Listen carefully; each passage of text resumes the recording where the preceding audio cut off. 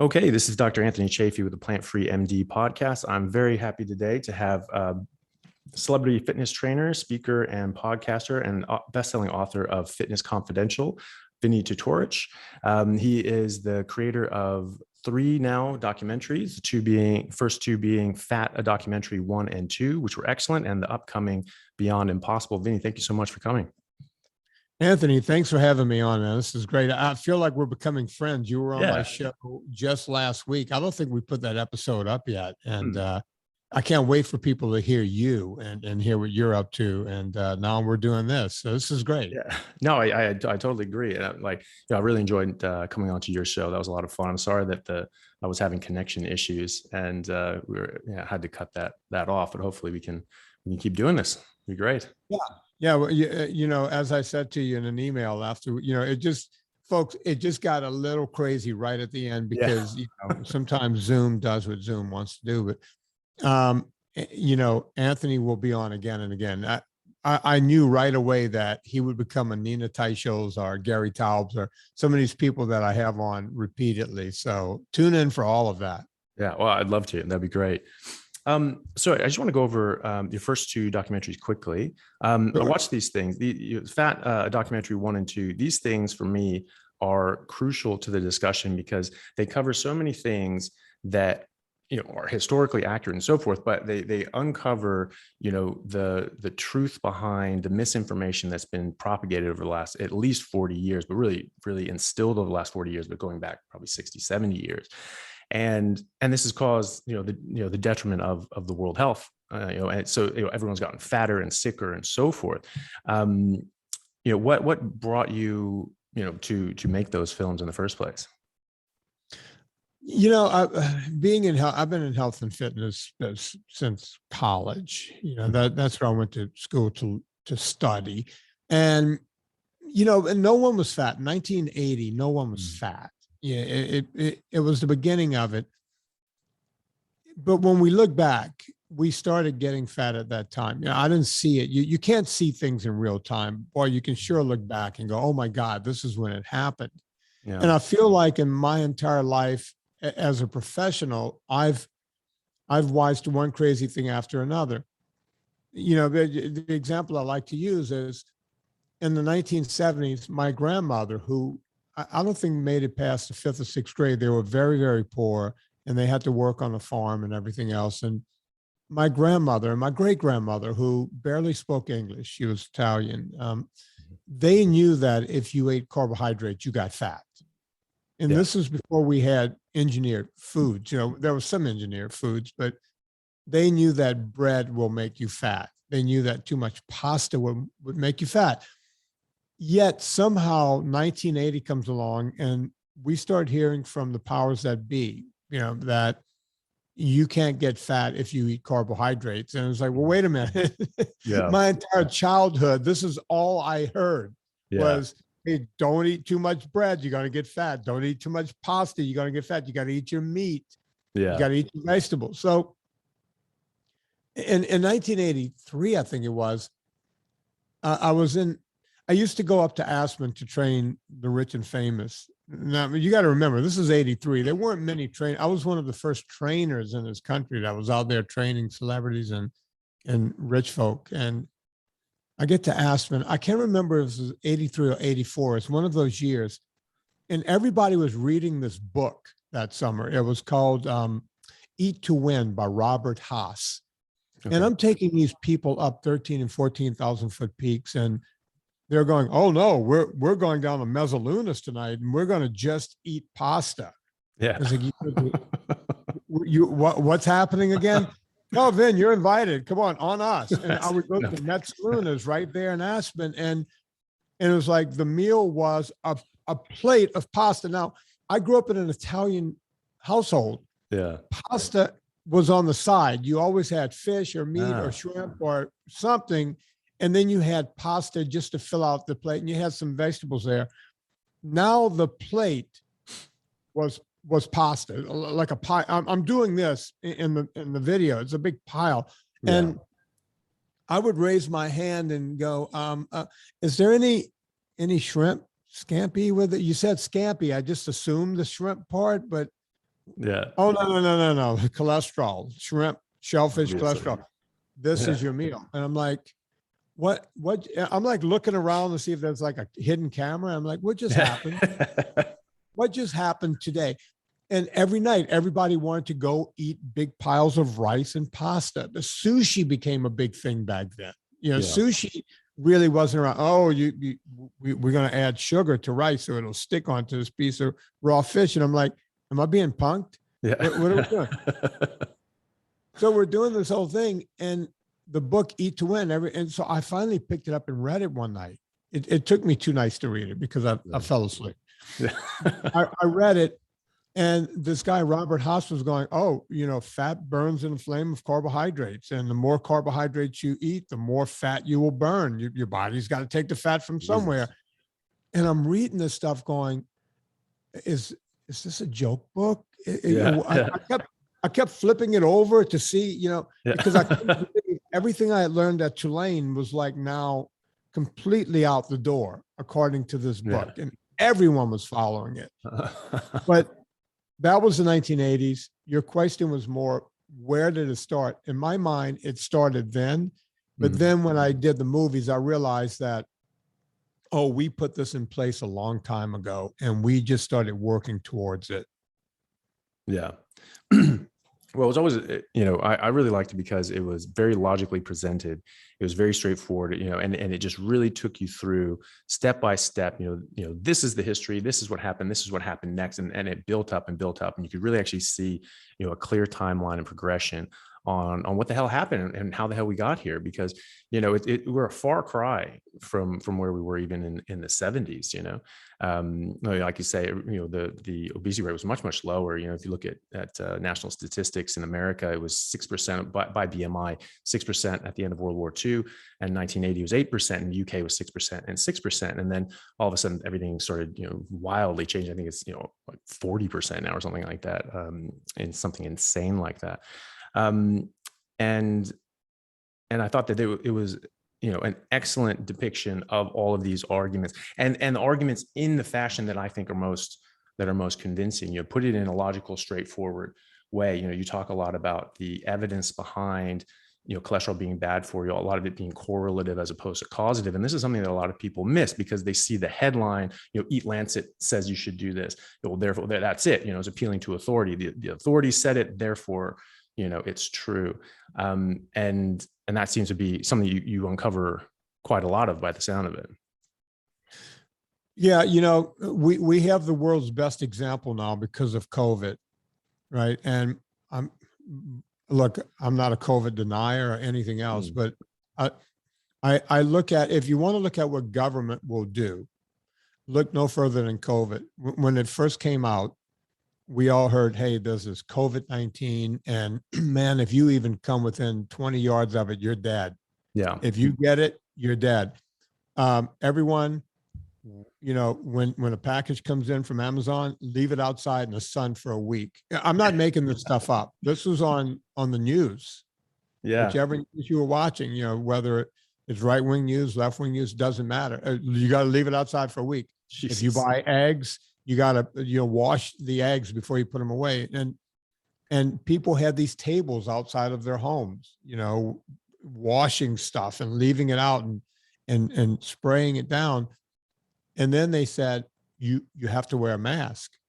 Right. And then immediately after that, folks, this is government telling you this, don't wear a mask. It doesn't help. I'm not making this up. If you go back to the beginning of COVID, you can go find this old footage, wear a mask, don't wear a mask.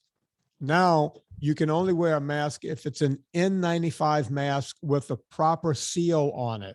Otherwise, nothing else will matter, right? And then it became, no, we were kidding about that. You can wear the little cheap mask that looks like a diaper on your face with the big gaps on the side. That works just as well. Wait, we were wrong about that. You need to wear 2 of those and wear something that looks like a welder's shield in front of your face. Anthony, am I making any of this up? No, none of it up. Yeah. All of that came from government. Yeah. All of those mandates came from government. That's the same people who started telling you what to eat in the late 1950s. Yeah. Government. So if they got this wrong, can you imagine what they were getting wrong in 1958? Yeah, exactly. Well, speaking about that, like I actually found, Journal of American Medical Association, JAMA, paper back in 1956, and it was, was talking about how, well, it's generally accepted in the medical community that cholesterol contributes to heart disease, but they were like, but this is based on really bad information. These are based on really bad studies, and it was a 12-page paper just excoriating all of the different papers that supported cholesterol causing heart disease. And so this was a hotly debated topic at the time. And, as you show in the film, which I think everyone should watch, it is very clear cut, just shows people exactly what happened in this, in this story. Then all of a sudden, the USDA, makes these official recommendations and so forth. We were like, that's it, discussion over, playtime's over, teachers come in and told us what the answer is. So, it completely discredited, a lot of people like, Youngkin in England and so forth. He was a major proponent for sugar causing heart disease. And he actually ruined his career after that because of that. As to the mask, it is funny because, as a surgeon, we know that there's actually no evidence to suggest that wearing surgical masks prevents or even changes the infection rate for sterile procedures. There's none. And in fact, there was a study in, I think, the Netherlands showing that actually randomized controlled trial with masks and not wearing masks during sterile procedures didn't change a thing. Absolutely statistically significant, did not change a thing. And then there've been about a dozen studies coming out afterwards showing that masks really don't do anything for the COVID issue. And yet you get hospitals mandating you wear these masks. And I just thought that was absolutely ridiculous, especially wearing the same mask over and over again. When we go in to see a patient and we need to wear a mask, first of all, we're wearing very different masks. And second of all, we're taking off all of our PPE and changing it out. You don't go from patient to patient to patient. You don't wear these things all day. And, so some of the nurses were getting bugged at me because I wouldn't wear a mask just normally. They said, well, why aren't you wearing a mask? And I was like, well, it's not the right kind of mask. And they were saying, well, with a mask on their face, well, of course I know it's not the right kind of mask, but we're all doing it, so you should do it. And I was like, you don't have to do it. I'm not doing it. Just don't do it. It doesn't make any damn sense. And you're right. When you get, the government telling you these things, I mean, maybe their intentions are in the best of places, but they may or may not be right. And, people have to be able to make their own decisions. We're not in a dictatorship, and we shouldn't be, speaking to that, I went home to take care of my mom. She broke her shoulder during COVID, and I didn't want her to go into one of these convalescent homes. So I went home to take care of her. And, I was talking to him. I said, look, whenever you get better and you will be going out to grocery stores, do not trust the mask. And my mom was like, well, and both of my parents were educators. They were like, well, it's got to help to some degree. I said, let me show you something. They have a guy that's been working and cleaning up their yard for years, and he smokes. Yeah. And I called him in. I said, hey, could you come in here for a second? And he came in the house, and he's good friends with my parents. I said, do me a favor, light up a cigarette. And he goes, like, right now? I said, in the house? Yeah. I went, yeah, we're good. We're good. No one's going to die of secondhand smoke. Yeah. Just light up a cigarette. And I want you to take it in. I want you to suck in, and I want you to start walking and just blow it out through your nose and everything you do. So he does. And he walks across the room. My parents are the audience. They're watching. He sucks in some smoke, and he blows it out through his nose and through his mouth, and it just plumes in front of him. Yeah. Right? I said, okay, put a mask on. Yeah. Suck in, put a mask on. I want you to walk the same walk. It was actually worse because it wasn't just coming out in front of him. It was now bellowing out the sides. Right. Yeah. So I said, I want you both to look, because you're going to walk down the grocery store aisle thinking, oh, because that guy has a mask on, I'm now safe. No. It's not just going out in front. It's pluming out to you. Look at the smoke and see where it's going. That's what's happening in real time. That's what's happening in a grocery store. Don't trust it. Yeah. And, my parents said, how do you think of things like this? It's like, I don't know. I saw the guy standing in your yard and he was smoking, and I figured get him in here just to try and experiment. And it failed miserably. Yeah. right? And you look at what we did with, you talked about the studies from 1956, right?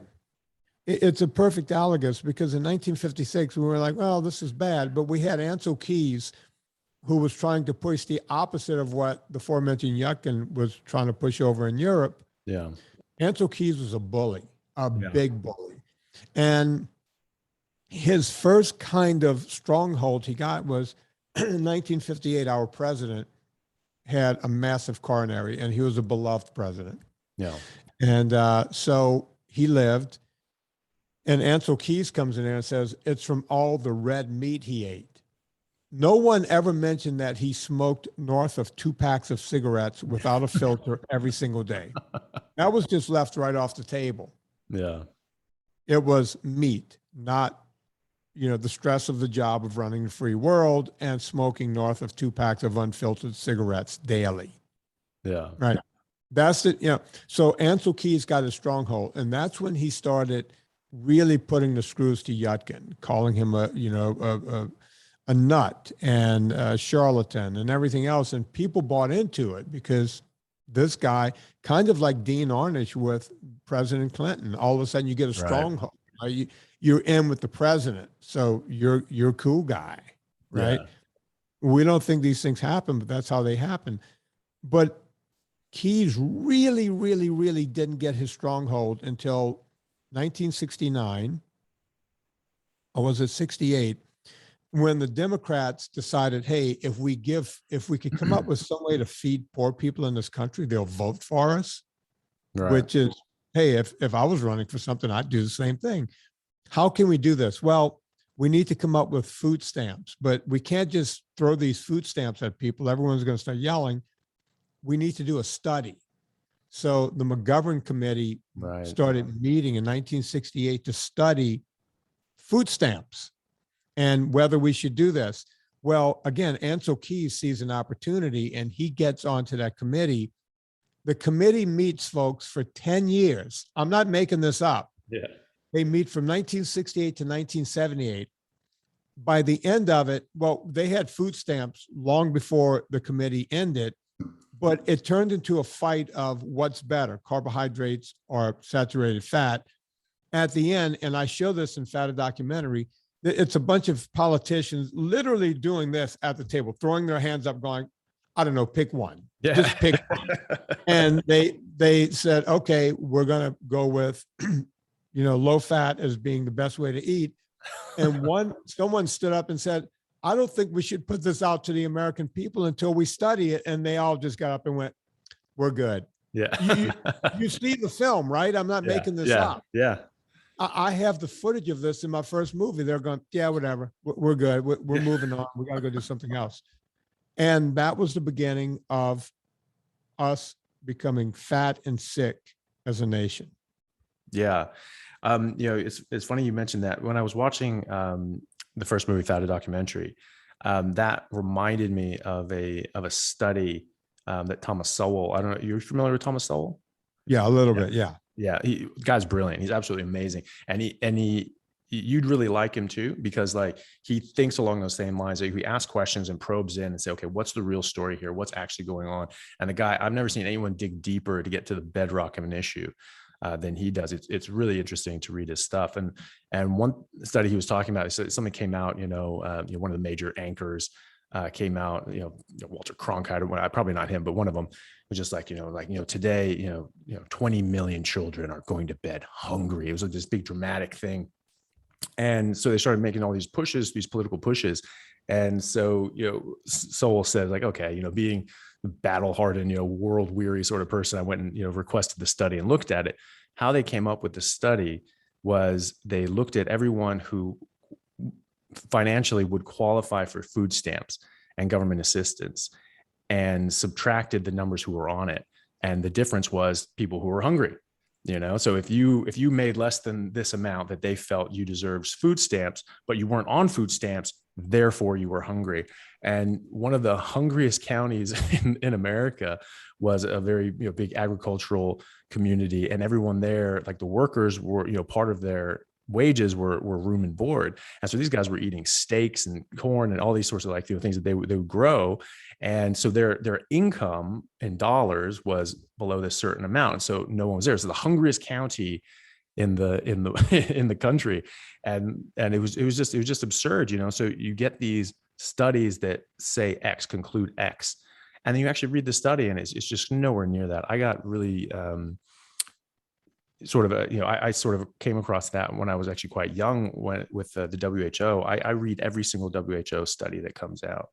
And if they, or especially if it's something contrary to what I think is, what I think I know to be true, and I'll read it. And sometimes, especially when they'll show the conclusion, but they don't actually cite the study, you can't have a link to it, I'm always very suspicious of them. And one of them was, it's always saying that, because I've practiced and worked in multiple different countries now as a doctor, and just even traveling as an American in Europe, you're sort of behind enemy lines. Everyone wants to take a piece out of the Americans, say, oh, Americans are this, Americans are that. And most people just go along with it, but I was never one to go along to get along. So I would be like, okay, really, how? Go. And I would challenge them and make them back up what they were saying. Always medical care, healthcare would always come up. And they say, oh, well, there's this, the WHO says that, the US is ranked this, you guys suck. Well, yeah, they do rank us that way. But if you read the study, it's very different. So when I was in medical school, there was a study that came out. I think they ranked us 37th. But no one actually read the study and said, well, they rank us that. Okay, but what are the criteria? Because some of these things are very subjective. There were 5 criteria, if I remember correctly. One of them was access to doctors, wait times, surgical outcomes, medical outcomes, outcomes of cancer and so forth, and all the major sorts of things, access to MRIs and so forth. And US was number 1. And that's what people think, when they say, oh, here's this study, you're ranked 37th. They think you're 37th in actual medical outcomes, but it's not. We were ranked number 1 for that.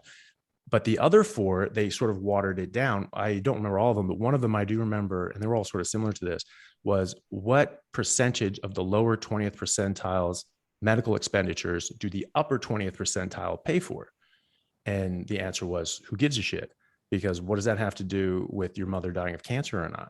Right. Yeah. So, you always have to check these things, and you sort of lay out a lot of those in your movies as well. It's just like, this has nothing to do with anything, all these epidemiological studies, to jump over to Beyond Impossible, which I just watched. It was absolutely terrific. I think, in the same vein as Fat, a documentary 1 and 2, these are things that are very, very important. They're factually correct. You have the video and you have people talking about them, discussing them, and not just saying, here's the headline, read it and weep, but actually saying, okay, what does the science say? What did the study say? How was it done?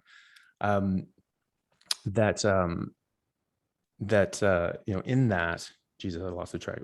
But anyway, you do talk about like all these different sorts of, studies and epidemiological studies coming out of Harvard, these massive databases. And that's what all the nutritional data is coming from. Is that, we know this because of this. It's all from these Harvard epidemiological studies, which are flawed. Can you talk about those for a bit? Yeah, we live in a day and age now where salacious headlines are everywhere. I'll give you a perfect example to lead into this. Last week, we talked about this on my Monday podcast. The headline was, Tom Brady, who we all know is 44 and still tearing it up. Well, except for last night when the Saints shut him down. Yeah. Tom Brady eats an 80% vegan diet and 20% meat. Mm-hmm. And I went, okay, well, that's just not true. Because I've looked at Tom Brady's diet. Everyone wants to know how a 44-year-old is still competing at a high level. I've looked at his diet. I went, that's just simply not true. Before Anna just throw this, Anna's my co-host. She throws it at me on the air. And I said, Anna, before you dig in, let me guess what they did here. And she goes, go on. I said, I'm going to guess that, I'm going to make it simple. They said 80-20. I'm going to say he had 3 vegetables on his plate. That's 75% of his meal, or maybe it was rice and 2 vegetables. So that's 75%. And you take the 4th thing as meat, and that is, 25%. I can easily squint and make 75, 25, 80, 20. You're right in the ballpark. And I said, I will bet that the meat is the major thing that he eats. It's probably 70% of what's on that plate. But because there's 4 items, they can easily make that jump, right? Yeah. And she goes, wow, you're pretty good. She goes, you sure you didn't read the article? I said, I didn't even hear of it until you brought it up. Yeah. She had already studied the article. That's exactly what they did. Yeah. The man is eating mostly protein and meat. Yeah. And the people who put it together was PCRM, people for the blah, blah, blah, ethical treatment of animals. It's basically a straw man company for PETA. Right. And I went, okay, they put this together. They put that out there. They put the salacious headline on it. Yeah. People are going to see that and go, oh, Tom Brady's a vegan. And in fact, the man is the exact opposite. Yeah. I'm not making this up. I read the same article that had the headline that led you down a primrose path. Whenever I see anything that looks salacious, it makes me kind of like Thomas Sowell. It makes me go, it doesn't look right. I need to see. And my good friend Nina Teichos did the same thing when they wanted her to write an article about, the vegan diet. And they took her because she was a vegetarian at the time. They went, oh, she's perfect to write this. But the one thing Nina wasn't capable of was lying. So she started looking at these epidemiological studies that are being used by Walter Willett at Harvard and everywhere else. And she digs deep and she finds out that everything is exactly the opposite of what they're saying. She did a 10-year study on it. She really did her homework and put out The Big Fat Surprise, which takes a bunch of these top studies that did you ever read that book? I haven't yet. No, I'll have to. Oh, you got to read it. You got to get Nina on. I'll introduce you to her. Oh, that'd be great. Nina, when she did that book, it took the studies that we all knew were fake and she just lays it out. She goes, this is what really happened. Yeah. Right. Yeah. I'm doing the same thing in movie form now. It's like, okay, they're saying Impossible Burgers and Beyond Meat is better for the environment, better for you. Well, first I looked into the human aspect. Is it better for humans? Well, first you're going to say better than what? Better than actual animal protein? That's going to be that's a pretty high standard to beat. Yeah. Because it's the natural human diet. Yeah. Well, I looked into that first and I went, okay, it doesn't come anywhere near beating that. Not even in the ballpark. But could it possibly be better for the environment? The climate, the polar ice caps, everything else. Yeah. It's actually way worse because you're engineering junk food. Most of it is, all the components are made in China. Not all of them, but I think like 80 or 90% are made in China. Okay. Once they make them there and spew stuff into the atmosphere, they now have to put all of that junk on some sort of conveyance, an airplane, a boat. Yeah. Right. Now you need to get a lot of diesel fuel to get it to the United States, where it goes into another factory. And that factory plumes a lot of crap into the atmosphere in order to make all of those ingredients into this Impossible Meat or Beyond Meat. And then you get it. Is that worse than a cow fart? Yeah. Because that's what we're saying. And what we learned in this film from one of the most esteemed doctors on the planet, Dr. Mitlerner, is that the methane from cattle will go up into the atmosphere and it will stay there. It will regenerate because it's methane within 10 years. Right. But the stuff that's coming out of factory, the stuff that's coming out of your car, your leaf blower, everything else, that could be up there for hundreds, if not thousands of years. Yeah. Right. So we're blaming the burp of a cow on what's really happening. And I didn't put this in a movie. The guy's kind of shy. He's a friend of mine. He has written several books on the subject. He studied trees around the world. Do you realize that the one animal that puts out more methane than any other animal on the planet is actually a termite? Oh, really? It's termites. Nice. Okay. There are more termites on the planet than anything else, and they're Yeah. eating wood around the planet. And they're putting out more methane than any ruminant. You can mix all the ruminants together, termites still beat them. Yeah. But no one's going after termites. No. Right? The No. Arkin, maybe. Yeah, well, I mean that's the thing, because people look at everything out of context. They say, "Oh, well, methane can do X, Y, and Z," but what is it doing in the system? These animals, they're part of the ecosystem. They evolved with the rest of the planet and the plants and so forth. So, what people like your friend point out is that this it's not just one animal contributing to this. And we spoke about last time. Peter Ballerstedt, who you've had on your show a number of times, is a very interesting guy. He shows how important animals are to the environment, how they recycle nutrients and so forth. And without them, the plants die as well. Alan Savory did the same thing. He's been, taking large herds of animals, through deserts and actually even strip mine quarries and turning these things verdant again. And we look at oh my God, the methane. But what happens when we don't have the animals, right? Then we, as Savory shows, we actually have desert. When you get rid of animals, you have more desertification, and they're necessary to eat down these dead grasses. They grow to a certain point, they become somnolescent, they start growing slower, and they sort of die off. You have to eat these things down to spark them to grow, and also to get out of the way, so for the new plants and so forth to come next season. If they don't do that, it'll drown out, block the sun from the next things, and it'll just die, and everything will turn into barren deserts.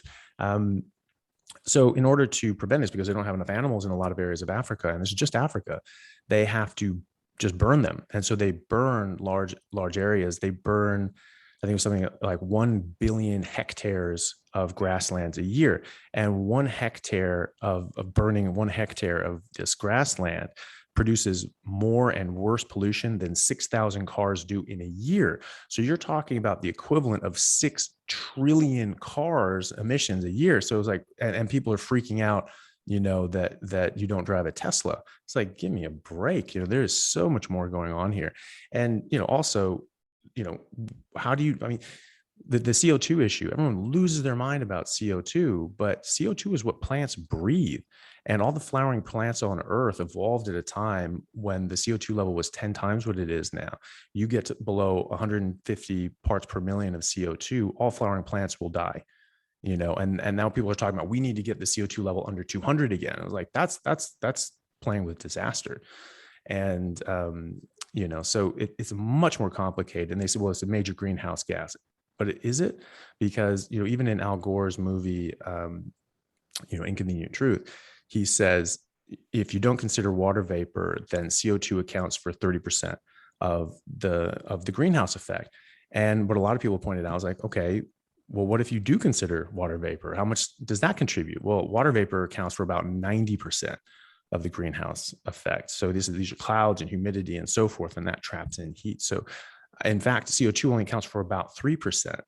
And then you have to ask yourself, is this bad? The Earth is the temperature's rising. That's definitely true. There's no doubt about that. But is that a horrible thing? Not necessarily. The cold deaths per year have gone down. Some heat deaths have gone up, but you have more habitable land and so forth. So it's a very complex conversation to have. And like you were saying, so for those who don't know, Beyond Impossible is Vinny's new movie coming up in January. It basically goes against the plant-based meat, conglomerate that's been growing over the last couple of years. And he points out, all the different, all the different facts that are involved in this that are not being shown in the commercials, because that's everything that's going on. Everything that's on the media is basically trying to sell you this product because it is the best thing ever. It saves the environment. It's going to save the world. It's going to save your health. But there are a lot of problems with that. One thing you point out is all the nutrient deficiencies and so forth, and the protein availability and so forth. So you're saying this is not as good as meat, but is it good at all? Is this providing nutrition, sufficient nutrition for human life? Yeah, it just doesn't. You can almost stack a Beyond Burger up against an Oreo cookie, and I'm not making a joke here. Both are vegan products. Yeah. And it's not much different than an Oreo cookie when it comes to nutrition value. It does have more protein than an Oreo cookie, but we use the term protein way too lightly because you're a doctor, you're way smarter than me. We both know that complete proteins, you need all of the amino acids to live, not just a few of them, right? And when you start talking soy protein or pea protein or any of these plant-based proteins, you're not getting anywhere near all of the proteins you need to really have a good, healthy life. Can you get by on it? Sure, you can. You can for a while. We know by definition, 87% of people who try veganism go back because, well, they just couldn't sustain it. Yeah. And most vegans who stay for long periods, they end up with all kinds of problems, teeth falling out. I'm not making this up. Yeah. We had Dr. Ann Childers on the show. She was a longtime vegan.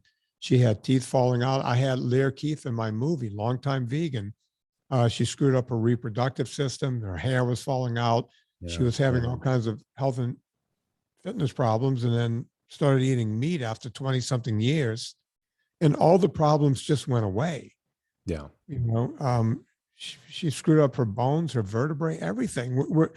It's just not the way to eat properly. And I even go after, I usually don't do this. I kind of felt weird, but I went after the movie, Game Changers. Yeah. Yeah. I like that. In the movie. And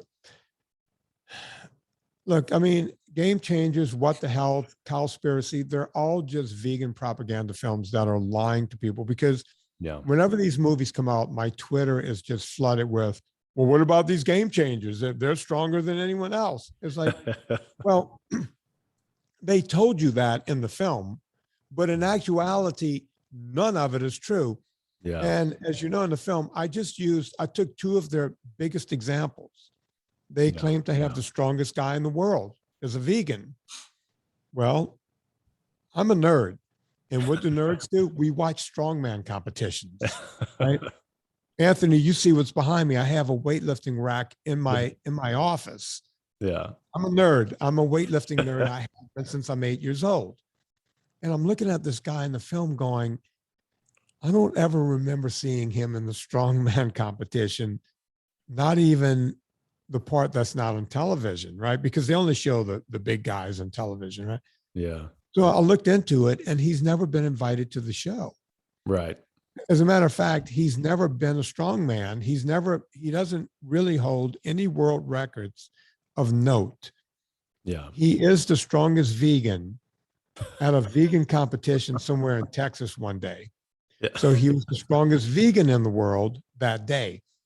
What they left out was the vegan part. Yeah. And when I looked at what this guy was actually lifting, you can take some high school weightlifting athletes from around the United States with bigger lifts than this guy. Yeah. I did the same thing with a girl from the country you're living in now, Australia. Yeah. They said she was a champion Olympic 400-meter runner. Look, I couldn't make it to the Olympics even as a dishwasher. Okay, Yeah. so kudos to this woman. She made it to the Olympics. But folks, she didn't finish first or second or third. So I started looking, well, she must have finished fifth or sixth. Top 10, nope. 12, 15, nope. 24th, which means you didn't even see her in the heats on television. Right. Right? Like what she did wasn't, it's kind of like the guys with the Jamaican bobsledding team. Yeah, there was a bobsledding team. Yeah. But anyone can send anyone to the Olympics. It doesn't mean you're going to win. Yeah. Yeah. So, and I could have gone on and debunked that whole movie, but I just didn't have time to do it in 90 minutes. Yeah. Well, I'm glad you did take that on because like it bugs the crap out of me. And that's the same thing, someone, a friend of mine, when I was first getting into the whole nutrition side of thing and really seeing that, meat based was really what we're evolved to eat and so forth, and gives a lot of health benefits. That was when What the Health came out, and they're like, oh, you got to watch it. Oh, what about this documentary? Oh, you got to watch it. And I was like, yeah, all right, I'll watch it. I got 2 minutes into this thing and I was furious. And I started taking notes in my phone, and I stopped. It took me like 4 hours to watch this stupid movie because I kept stopping it and making notes about all the different things that were wrong, and like getting like sources and like studies and links to all the different things so I could send them to my friend and be like, this is your fault for making me watch this. This is all the things that are wrong with it. And it's the same with Game Changer. I know so many people that have switched to a vegan diet. Doctors, actually, I was speaking to a professor of vascular surgery, really nice guy. And we were sort of talking about the whole carnivore thing. And he was like, oh, really? Because I saw a Game Changer, we talking about it. And then we sort of talked about that. And I brought up some of the flaws and started talking other things. And so he was like, oh, that's great. And then he started, eating meat again, like, thank God. But it's affected and influenced so many people. And you talk about that as well, because there's obviously some serious conflicts. It's not even an honestly done documentary where people are trying to show the truth, because there's, you were talking about, the maker, James Cameron, and his conflicts about that. Can you talk about that a bit?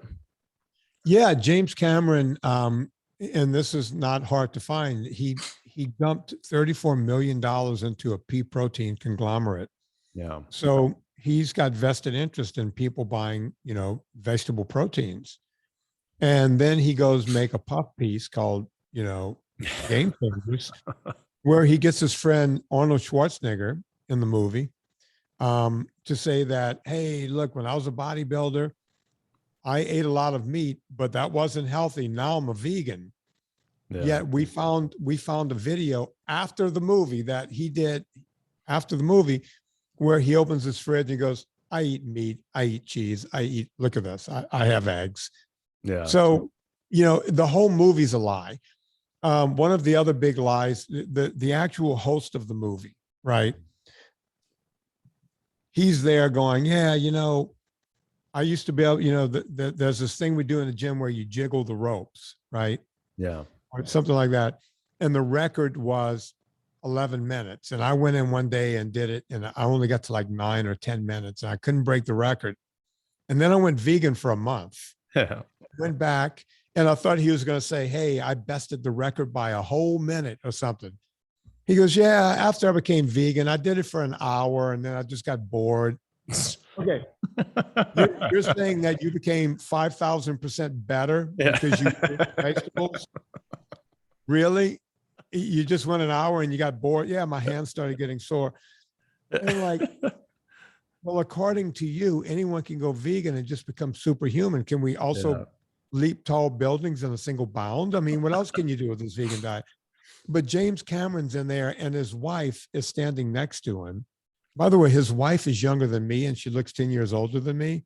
Yeah. And she's a movie star. If you go back and look at her years ago, she was this beautiful woman. Now, from the vegan diet, her hair's all dried out. Her skin looks like, crepe paper. And it's like, oh my God, look at what the vegan diet does. Yeah. And she's standing next to James Cameron. By the way, after this movie came out and the pea protein the company gained a lot of press, James Cameron sold off a bunch of that stock. Yeah. Now, look, I mean, people go to jail for stuff similar to that, jumping up the stock. And I'm sure he did it all legally, right? It's all on the up and up, but people have gone to jail for, driving up a stock price and then selling their version of it. But this guy's getting away with it. I don't know how they do it. Yeah. I don't really know how that works, but it's just strange to watch what he did just to make a buck off of making people unhealthy. And I want to go back to What the Health. Yeah. When that movie came out, I too watched the first 5 minutes, got so ticked off, I turned it off. Yeah. And I did a whole podcast. I had an expert from Verta Health, and I did a whole podcast from the first 5 minutes. Yeah. And people came after me and said, Vin, that's not fair. You should have watched the whole movie before. So I watched the whole movie and got Nina Teicholz on, and we debunked it again. Some of the things I can never figure out from that movie. Number one, they say if you eat meat or eggs, your body will fill with pus. Yeah. Now, I'm not a medical doctor, but I eat at least 6 eggs a day, sometimes 8 or 10. I'm trying to figure out where the pus is in my 175-pound body. Yeah. Is it supposed to come out of my ears? Where is this? You're a medical doctor. Where's the pus? Yeah. Well, that's it. It's not there. I remember hearing as a kid that it takes 10 years to digest a steak. I remember I was like 5 at the time. I was like, I've eaten steak every single day of my life. Like where is this? I was like, it's a tube. It goes one way. I'm imagining all these different things. Like, how could this possibly be true? Like, are there out pouches where the meat just sits and rots? I was like, what the hell is going on here? And I was a kid. I knew I was a kid. I knew I didn't know everything. So I was like, there must be something else going on here. And they're lying. And, I, like you were saying in the movie, the recommendations, the official recommendations are of the Eat Lancet is 7 grams of meat a day. And I was just looking at that. I eat between 1,500 to 2,000 grams of meat a day. Like, just, that's it. And, and that's the thing. And if I'm still digesting this stuff, I would be a walrus, I would just be completely full of meat and pus and nonsense. And it's obviously not true, and, as Richard Feynman said, like, physicist, I love the guy. He has a lot of great quotes. And one of my favorites is, it doesn't matter how brilliant your theory is, and it doesn't matter how smart you are. If it doesn't agree with the experiment, it's wrong. And so these guys are saying this is going to cause pus and all these sorts of things, and yet it doesn't. So what does that tell you? It's wrong. Well, when I was a kid, you might be too young. I know you know who John Wayne is. Everyone does. But he, like, to my age group, he was still a hero. And when he died, the vegans came up with the thing, said they did an autopsy and they cut his stomach open. He had 40 pounds of dilapidated meat. Yeah, I heard in his stomach. It's like, okay. It's just these things that it's like, guys, if you're going to lie, at least lie so that we can squint and kind of believe it. Yeah. I don't know if you remember this. One of the doctors in What the Health, he was an African-American doctor. He literally said that consuming a dairy product is akin to institutional racism. Yeah, I remember that. I was like, please explain that one. Yeah. How is milk racist? Yeah. Is it because it's white? I couldn't even get my head around that. And if you eat 1 hot dog, I think it was, it's like smoking 5 cigarettes. Show me the study. Give me a study. Yeah. Well, yeah, that was it. There was they conflate a lot with that, and they they say because processed meat was a class 1 carcinogen. And so are cigarettes, and so is plutonium. And they say that.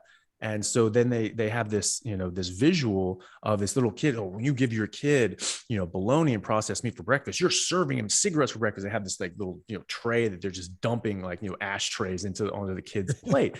And it's a very stark visual. But they know they're full of it because they actually show the rest, part of the diagram, and they don't really show you what the units mean or anything like that, but they show units, and they say, basically, this is the relative risk of cancer down the road. And in front of, processed meat, it was something like 6. In front of cigarettes, it was 340,000. And in front of plutonium is 8.6 million.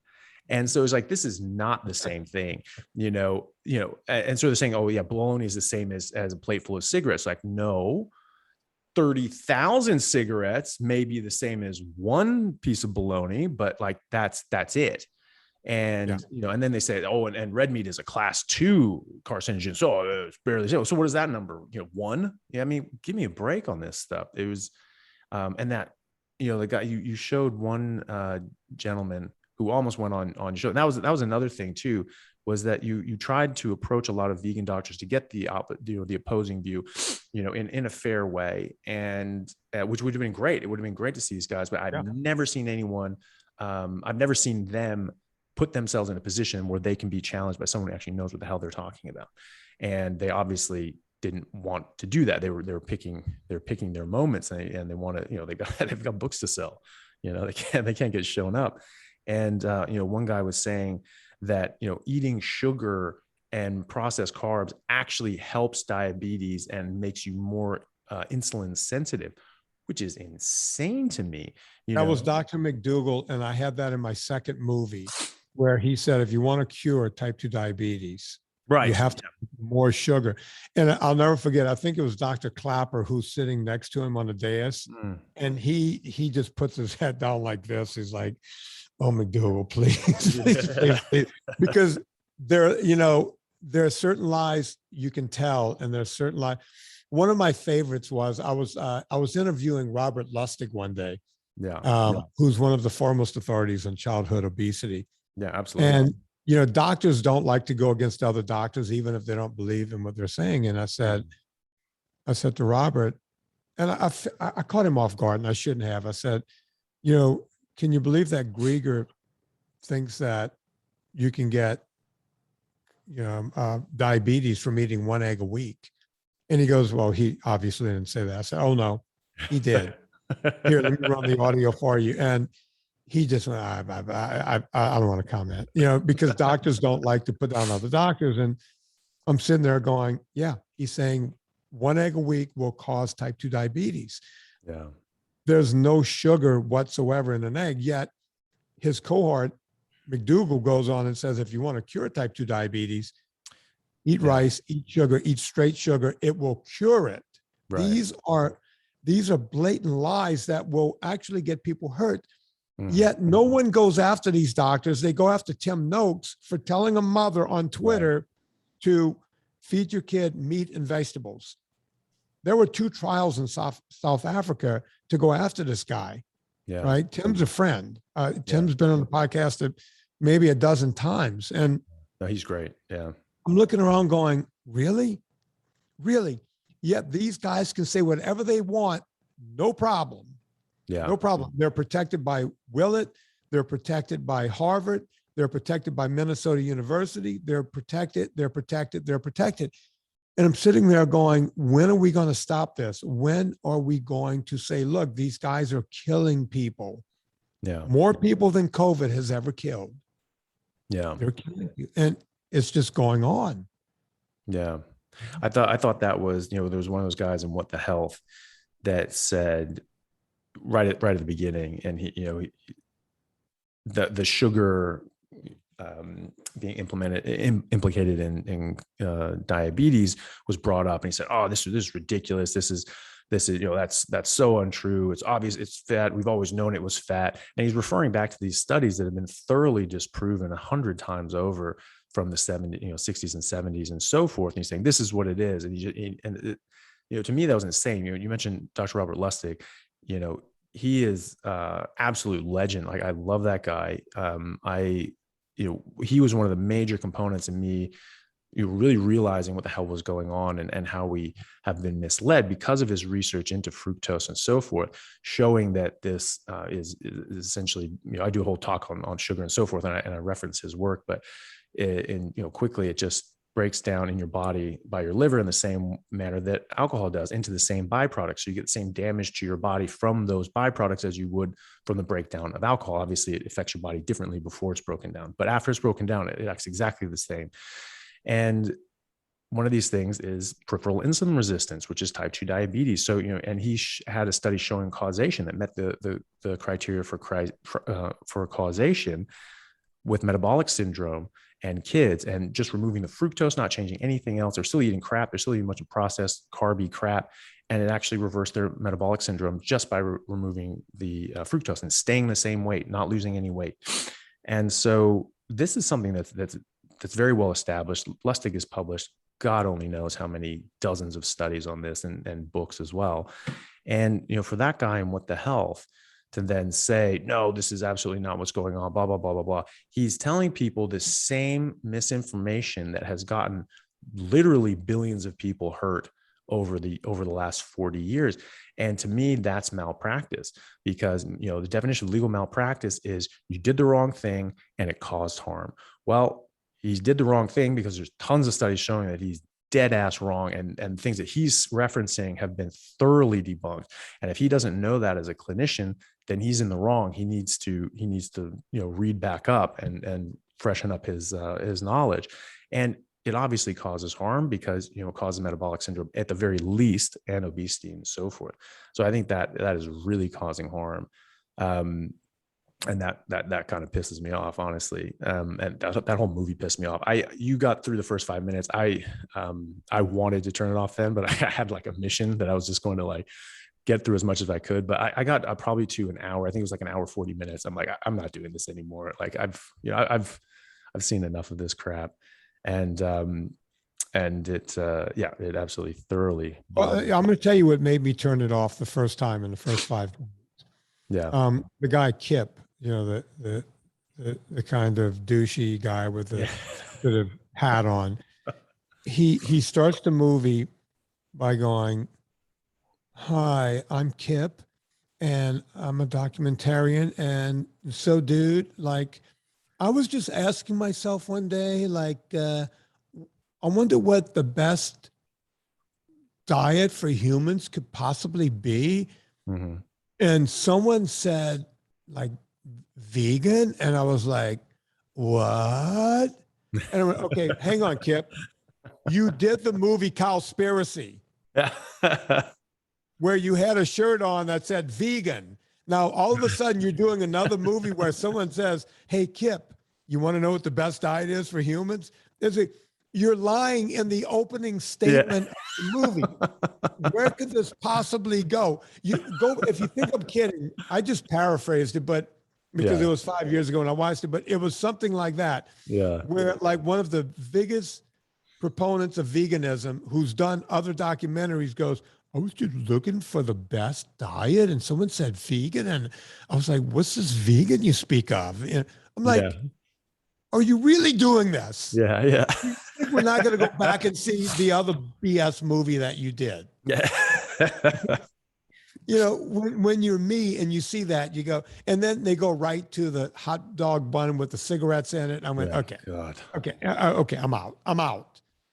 But then I had to go back and watch it because my audience said, well, you didn't do it justice. And just like you, by the time I got to the doctor going, institutionalized racism, I'm like, well, what? I actually rewinded it back and went, did he really say that? Yeah. And oh my God. I mean, when you can bring race into milk. Yeah. Dairy products are racist. Okay. I'm good. I'm good. I'm done. Thank you. Good night, everybody. Yeah.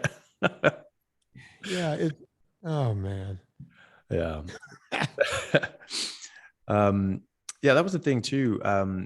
You were obviously you've been in the health and fitness world for a very long time, and you wrote a best-selling book on the subject. You've been doing like nearly 2,000 podcasts now, as well. You support no sugar, no grains diet, which just talking about the Tom Brady thing. It actually sounds like that's what he's doing. I saw a thing on him where they had, his little chef that stayed with him, and he basically, cut out sugars, cut out grains, cut out any processed foods, and cut out nightshades as well. And that, whenever I talk to my patient, because I don't push anything on anyone, I do a pure carnivore diet because I feel the best on that. And I feel that that's the healthiest thing for me to do. I have patients that don't want to do that, and that's totally fine. And so I just recommend certain things you get rid of first. First one, absolutely right there with you. Sugar and grains, got to get rid of those. Carbohydrates and so forth as well, seed oils and nightshades. And then, sort of after that, if you really want to eat, salads and so forth, go for it. Tell us a bit about that. How long have you been doing the no sugar, no grains diet? I know you've helped quite a lot of people with that. Yeah. I started back in the 80s in New Orleans when I was first became a trainer, and did it there. Because it was my trick. I didn't want anyone to know what my trick was. It was basically giving people the Atkins diet and then running them around, and getting them to lose weight. And everyone thought I was a genius. When I moved to Hollywood in 1991, I got a few clients there. I kind of muscled my way in and got a client or two. One of the first clients was this woman who worked for Playboy Corporation, who was literally wider than she was tall. Her name was Dana Henniger. She was just this big, square-looking woman, and she couldn't afford much. You know, she was putting her daughter through college and the whole thing, and she couldn't afford any rate. And I said, Dana, I need to see you 4 days a week.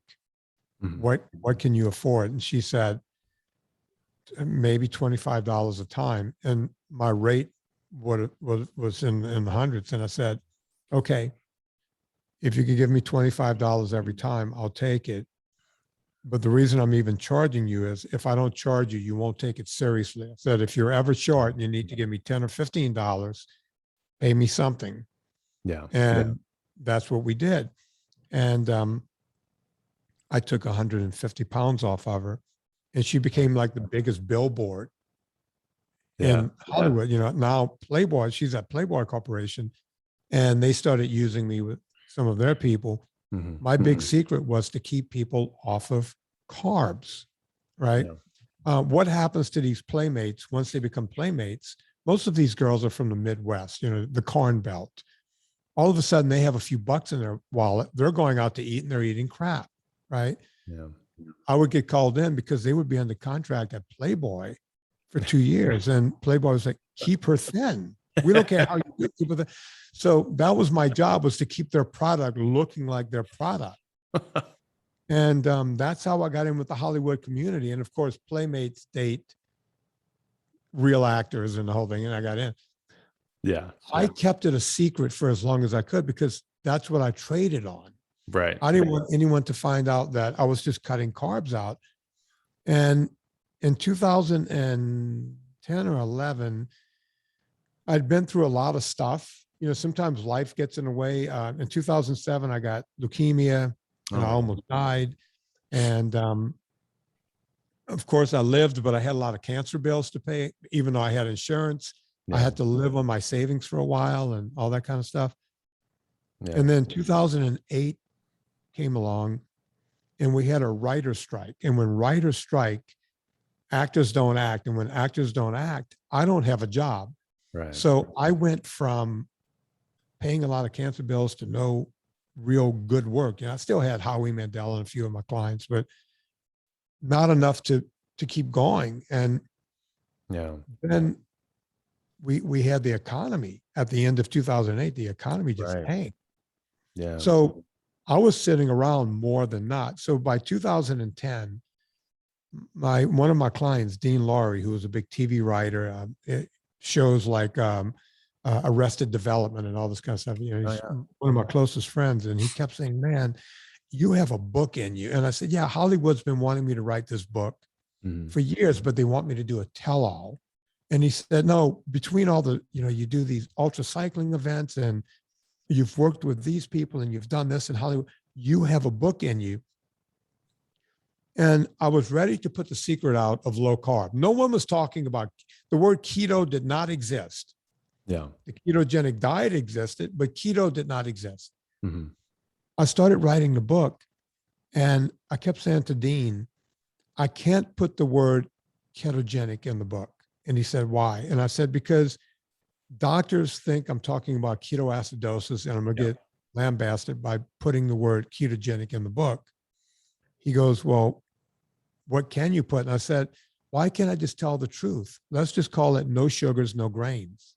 Right. NSNG, no sugars, no grains. Literally put that in the book and didn't think that that was going to change my life because I immediately had to go out and register the term NSNG. The government didn't want to give it to me at first. They were like, this is just 4 letters. And I went, yeah, but I have a book that's now sold 100,000 copies where I'm talking about those 4 letters. Right. And they finally said, oh yeah, we have to give that to you. We have to give you. But if you read my book now, the term ketogenic does not exist in the book because I was scared to write the word. Yeah. Right. But it started the whole kind of, along with Gary Taubes, Nina came after me, but we were all there right at the beginning. Gary had written Good Calories, Bad Calories, and then What We Get Fat, which was basically the Reader's Digest version of Good Calories, Bad Calories.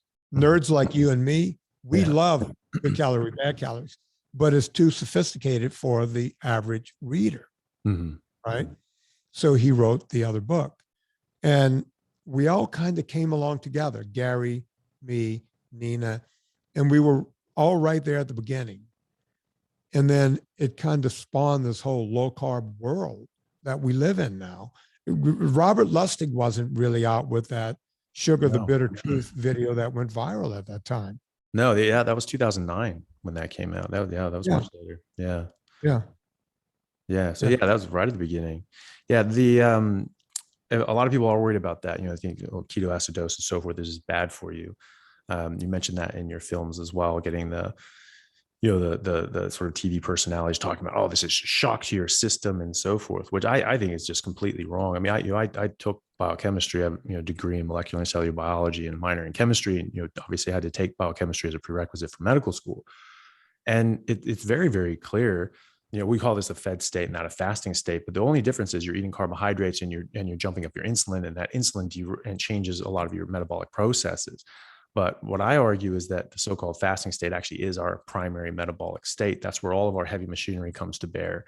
And that's the metabolic state of nearly every animal in the wild. There was a study in 1981 showing this with wolves, because at that time, everyone thought that, you have to eat carbs to burn carbs. And they looked at wolves. They said, well, these things don't carbo load for, before they go chasing caribou for 10 hours, do they have blood sugar? Do they have liver glycogen? They found out that yes, they do. And it's rock solid. It does not change. And no matter what they're doing, no matter when they've eaten, no matter how much exertion they've gone through, their blood sugar is X, their glycogen is X, and it doesn't change. And it always, replenishes. So when you carbo load, you may have 3 times the amount of glycogen in your liver than like someone like you or I who doesn't eat carbs. But our glycogen replenishes itself continuously. So we never actually run out. So it's only at a certain level, and they have a higher level, but their level runs out. It will bottom out. It will go to 0. That's hitting the wall, distance runners and athletes. I'm sure you've come across this, when you're working out, when you're eating carbs, is that you'll hit the wall. And, as everyone says, if you keep pushing, you'll push through the wall and you'll get your second wind and you'll get your runner's high, and then you'll feel great. But, biochemically, what that is your insulin's up. So you can't produce any energy from your fat cells. So you burn through all your blood sugar and your glycogen, and then you run out and you feel horrible. Normally it takes, anywhere from, 16 to 24 hours to drop your insulin low enough that you can actually start accessing your fat stores. But if you push and push and push, you can actually just force this process to speed up, and then you start feeling great. But, people like you and I and your clients and so forth are always in that state. They're always in that, second wind and runner's high. You always feel amazing. And so I think that's our primary metabolic state. And the only reason that we call it a fed state and a fasting state is because by the time we're able to look at these things at a molecular level, everyone was eating carbohydrates, so they say, well, when you eat carbohydrates, it looks like this. When you eat, it looks like this. And when you don't eat, it looks like that. But when you eat anything except carbohydrates, it also looks like a so-called fasting state. And there's tons of studies. There's looking at fasting, a lot of evidence. People say that, well, a ketogenic diet or a carnivore diet, all that does is it mimics fasting, and we know fasting is good for you. It's like, or fasting gets you into the metabolic state that you would be in if you were eating appropriately. Right. And that's the benefit. And you're going to get those benefits when you eat appropriately. There's a group of studies called looking at fasting in diabetes, type 1 and type 2 diabetes in animal models. They're trying to get it in people now. And they found that if you just fast for as little as 4 days a month, you can actually reverse both type 1 and type 2 diabetes, meaning that you'll not only reverse. Really? Type 1. Type 1, yes. Yeah. So they're actually regrowing beta islet cells and producing insulin again in rat models. So they haven't done this in people yet. Yeah, it's very interesting. And so they said, well, fasting is, it's very hard. It's not easy to fast for 4 days a month.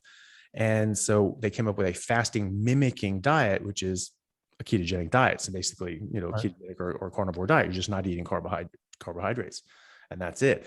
And so you can trick your body into thinking it's starving. And it blows my mind. I swear to God, there was a guy, I forget his name, but he's got a lot of followers on YouTube. He's, one of these guys who I think he's a celebrity trainer, and does all his videos with his shirt off and things like that. So you got all these these lonely housewives watching it, just staring at his chest, going, "Oh my God, he's just so knowledgeable. He's so knowledgeable." I was like, yeah, okay. And this guy was saying it was hard to watch him because it was and nothing against Mike Tyson, but it was like watching Mike Tyson, give a dissertation on astrophysics. He's saying a lot of mispronouncing all the words and using them incorrectly. I'm like, oh my God, no, just stop. And he did this thing on the keto diet, and he was saying, it was like, well, when you're in a ketogenic diet, you're tricking your body into thinking it's starving to death. And then you get the benefits of, starving to death. I'm like, really? All right. You tell me one benefit of starving to death besides you're now dead and I don't have to listen to this bullshit anymore. And, it's absolutely crazy. My mom was very scared. She went carnivore, seeing my successes with it, and completely reversed her diabetes in 2 months. She was type 2. Type 2. Yeah. Type 2. Yeah. She actually is still needs a bit of insulin, but she was on a very high dose of insulin at the beginning, and she was on 3 oral medications. She came off all 3 oral medications and then down to a minimal dose of insulin. And in about 2 months, and she was very worried, because obviously as a diabetic, you might ketoacidosis, this is very serious. So she's like, oh my God, what's going to happen? I'm like, it's a very different thing. Ketosis and ketoacidosis is not the same thing. And that is something that comes up, and, people do get quite worried about that. So I think that's quite clever that you sort of just did an en route around that and just came up with the no sugar, no grains. Yeah, I had to. And, just to give your audience an idea, this morning, I didn't have any eggs because guess what? Yeah. We ran out of eggs because Serena made something last night for some Christmas dinner we had. We had to do Christmas early because we're traveling to Europe for Christmas to her parents' house. And so I look, and there's only 1 egg left. I'm like, what's this? 1 egg? But we had a lot of roast left. So I took, I don't know, somewhere between 12 and 15 ounces of roast, and I threw it in my skillet and just heated it up and ate that. That, folks, is, besides coffee, this cup of coffee which is my second, is the only thing that I've consumed this morning, period. When I'm done with this podcast, I'm going to do at least 90 minutes on the weights right behind me. Okay. Nice. I won't go eat anything before then. I'm just going to get up from here, take this shirt off, and I have a shirt underneath. I'm not going to be like the bare-chested guy. I'm going to work out. If I wanted to after that, I can get on my spinner or my rowing machine, which is right over here, and go for hours, still without consuming anything other than water. Nothing.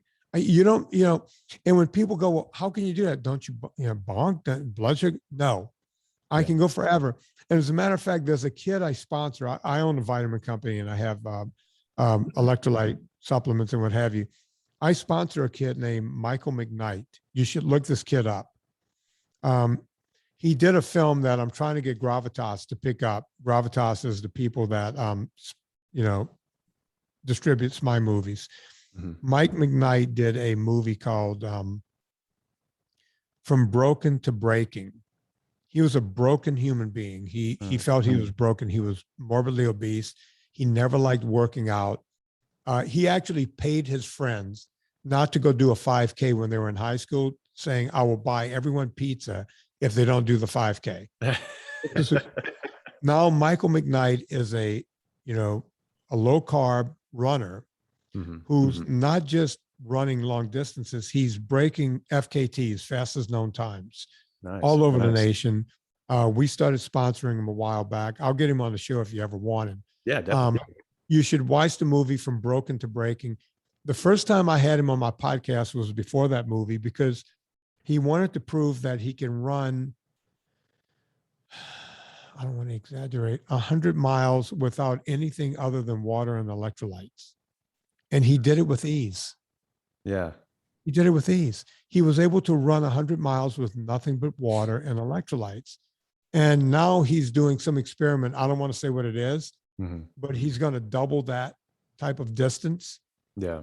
And do it fasted. And it's amazing what the human body can do if you just prepare the human body to do it. It's Yeah. not just Yeah. 59-year-old Vinnie that can work out half a morning and then ride a bike if he wanted to all afternoon with nothing, Yeah. nothing, right? Eat later on, you're good to go. They Yeah. would Well, tell you that I'm killing myself. Do I yeah. look like I'm killing myself? No, not at all. Yeah. That's, I mean, and that was the thing. Like, my exercise tolerance has never been better than when I, specifically wasn't eating carbohydrates. I like, obviously I feel the best when I'm on a carnivore diet, but it really is the carbohydrates that really do that, by fundamentally disrupting your metabolic state. And, as you say, you can just keep going and going and going, with little or no food, because your body has access to your fat stores, and you can just Yeah. I mean, that's your gas tank.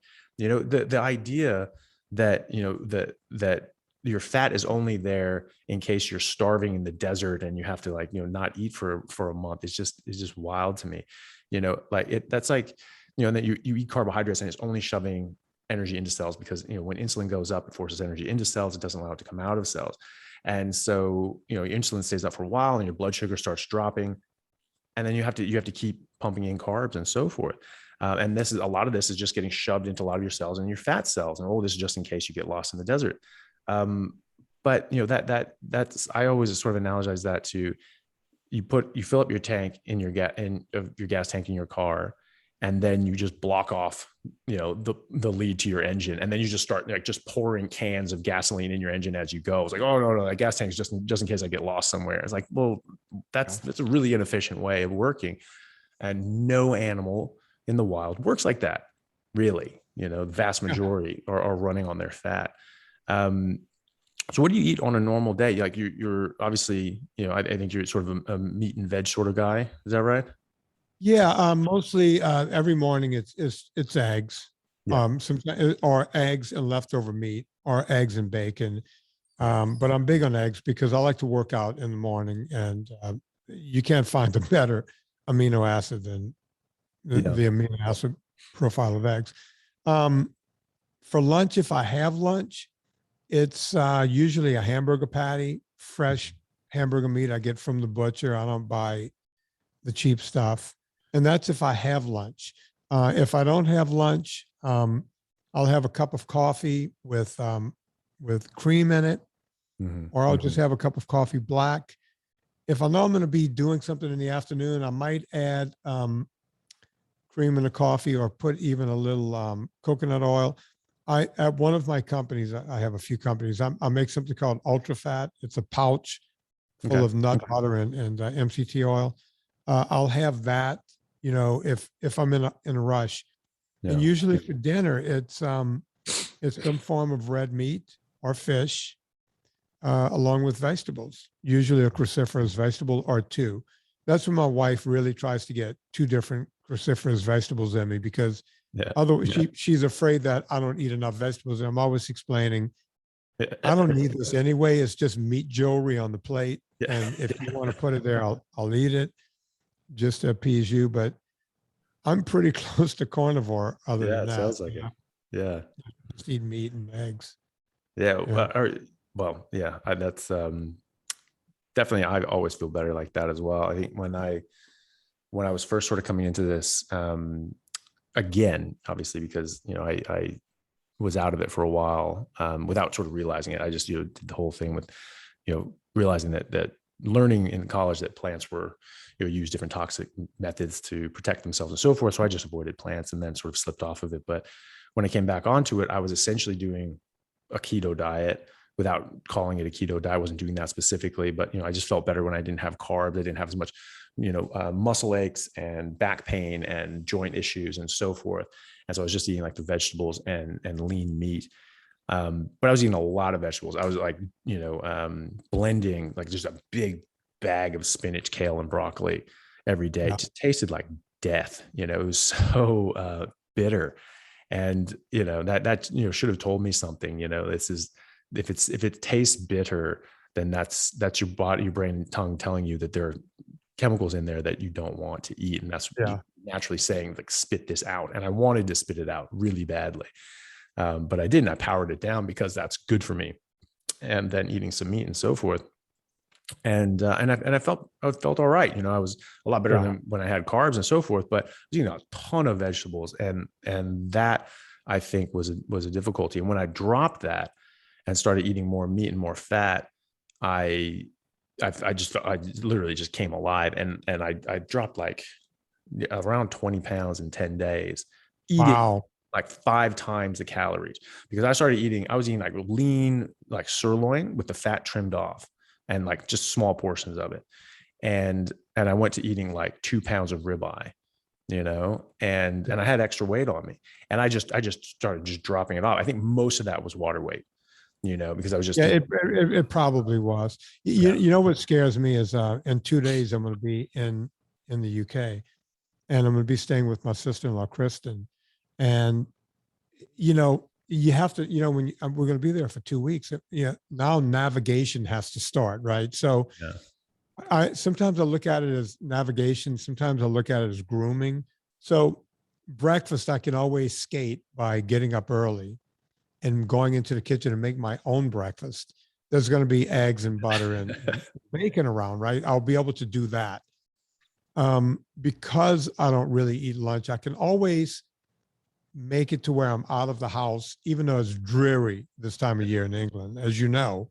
Yeah. I could go out for a run or a hike with Serena in the countryside, and just be away for lunch and just say, hey guys, I'll be back at about 3. Don't worry about me for lunch. I'll grab something. Yeah. The only thing I really have to navigate is dinner. Yeah.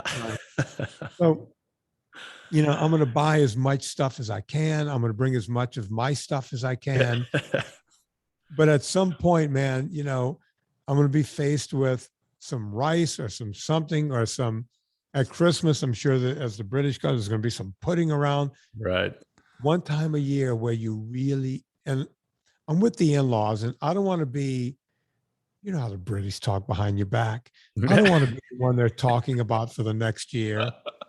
You know what I mean? So, man, the navigation that I'm getting ready to go through has got me. I'm breaking out into cold sweats just talking about it.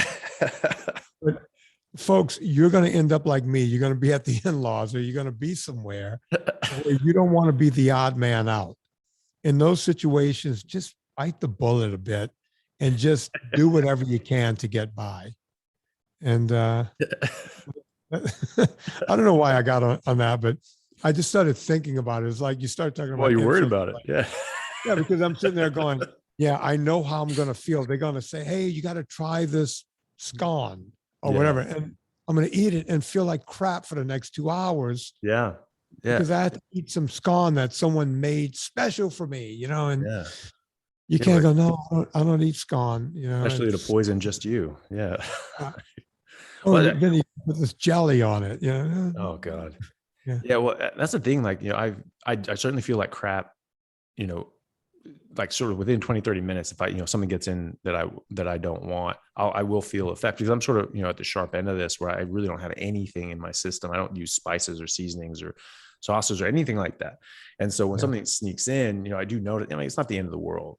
I'm not like, a little wuss about it. Go, oh my goodness. But, I do notice it. And it's interesting to me. I think that's very interesting.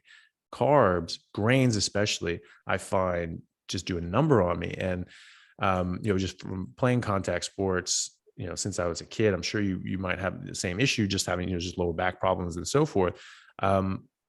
Much better now that I'm just carnivore, but it's still sort of just, it's not perfect. And when even just a bit of carbs slip in, my back is in stabbing pain for 4 full days, and it's just miserable. And so, that to me is just like such a major deterrent. When I was first doing this, I felt very self-conscious, and it was very hard for me to feel comfortable only eating the way I do and having to explain myself. But so the more I did it and the more I just explained it and just said, it just, kind of makes me feel like crap. I just, this is what I prefer to eat and so forth. I started just not giving a shit, it just became easier. And people around me sort of considered it a novelty. Like, that's just what, Chaffee does and so forth. And I just, for me, I had so many sort of experiences where I'm just like, I just don't want to feel like that anymore. I feel wretched, and I don't want to do it. And And so thankfully I've sort of gotten to the point where people don't expect it of me anymore. And like, and I don't have to deal with that crap. That sounds horrible. Yeah. I think the in-laws get, like they, now that I've become something, like, they see it because of the movies and the book. Right. It sold hundreds and hundreds of thousands of copies. And so now, they get, oh, wait, he's someone, and they kind of get that. Yeah. But still, out of love, someone will say, hey, I made this, we're doing clotted cream and whatever. Yeah. Some kind of weird, or here's a Scottish egg that I made for you. And you're sitting there going, I don't really eat this, right? But I can't be that guy. Yeah. And you're right. I do have, I need 2 discs replaced in my neck.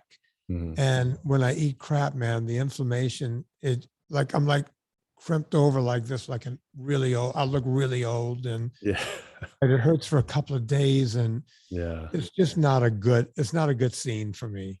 Yeah. But you always say that, my doctor put me on a special diet for my arthritis. Oh no, I can't. Yeah. I have to be on. Yeah. I could do some, I could get away with some of that. And I'm pretty good at hiding, but you can't hide in someone's house for 2 weeks. Yeah. At some point you get called out, and, so we'll see how that works. The good thing about like the English, dinners is they do a lot of roasts, which is always good too. So you just like pile up on that and then just quietly don't take everything else, And, they're watching me though. You know how those Brits, those sneaky ass Brits, man, they're watching you. Yeah. And then just like, just the quiet, backhanded comments and, passive aggressive tone and things like that. They're the worst. Yeah. They're the worst. That's funny.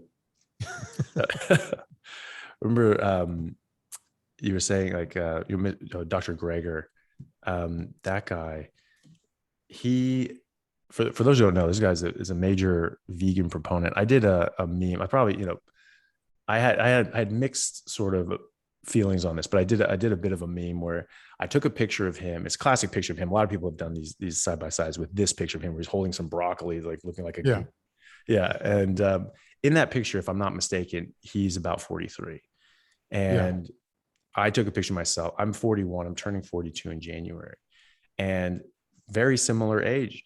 And I just put a picture of me. And this guy's always working out. He's like, in all his videos he's always on the treadmill walking. He's doing different sorts of activities.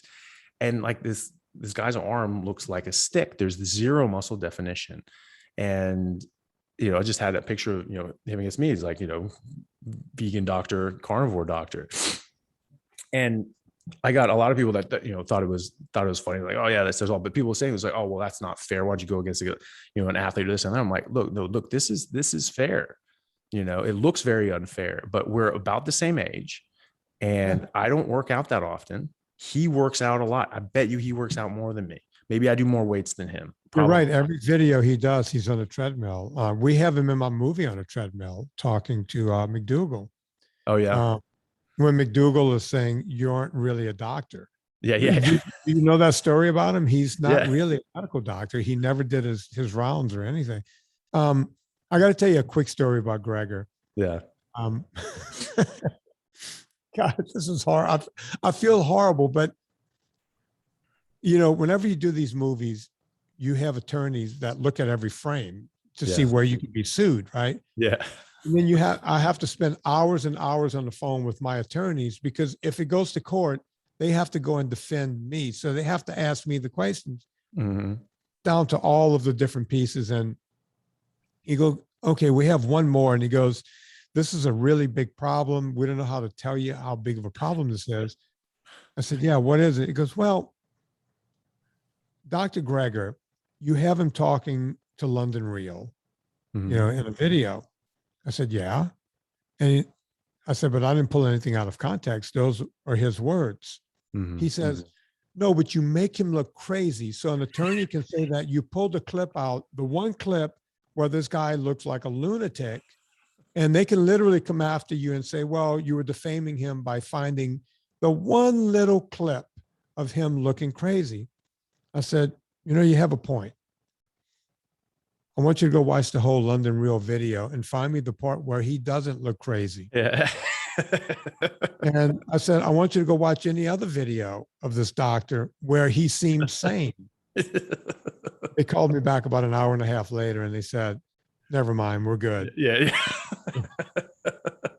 When your attorney because by the way, I had to go pay this guy per hour to go watch other videos of Gregor where he finally went, yeah, that's him in every video. Yeah. He's that great. And there is something where people say, yeah, when you're a long-term vegan, you go nutty like that. Yeah. And I've had long-term vegans who, when they stopped being vegan, they said, yeah, I was out of my mind.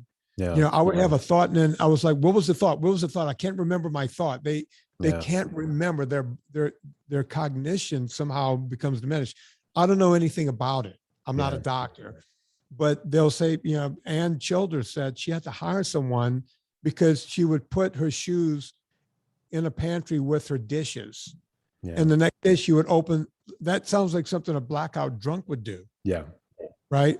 She goes, I would open my thing and shoes were in with my dishes on top of the dishes. Yeah. And this is a doctor telling me this, right? Who was a vegan. And, you know, they all tell me stories like this. It was like, yeah, my cognition. And you see it when you watch McDougall and when you watch Ornish and when you watch Gregor. These guys you go, wow, they seem to be manic and crazy. Yeah. Yeah. That's what long-term veganism will do to you. Sorry, it's just a fact. Yeah. There was a study out of Oxford in 2008 that actually looked at different sorts of changes in health and so forth in different diets and so forth. And the vegan cohort that they had, they found that on MRI studies, they lost about 5% or more of their brain by volume after 5 years of being vegan. And they thought that this might be to do with low B12 levels. But I think it has, I'm sure it's multifactorial, but I think it certainly has a lot to do with not getting the requisite essential fatty acids that you need, DHAs, omega-3s, and the very long chain fatty acids, which, the brain's obviously made out of fat, but it's made out of specific fats. It's not just, fat isn't universal. You can't just take one fat and turn it into anything else. Some things can turn things into other things, but we can't turn our fat into these specific very long chain fatty acids to the extent that we need them. And so we need to get them from our dietary source, and they don't exist in plants. You can get long chain fatty acids. About 4% of coconut oil or these long chain fatty acids, about 18 chain fatty acids, but they don't get the 20 or the 22 chain fatty acids. And we're quite poor at making them. And so I think that excluding both of those things, vitamin B12 will absolutely give you neurological issues. You can get demyelination of your neurons and so forth, and your connectivity goes way down. That means your brain's working way slower, your body's working slower, and so forth.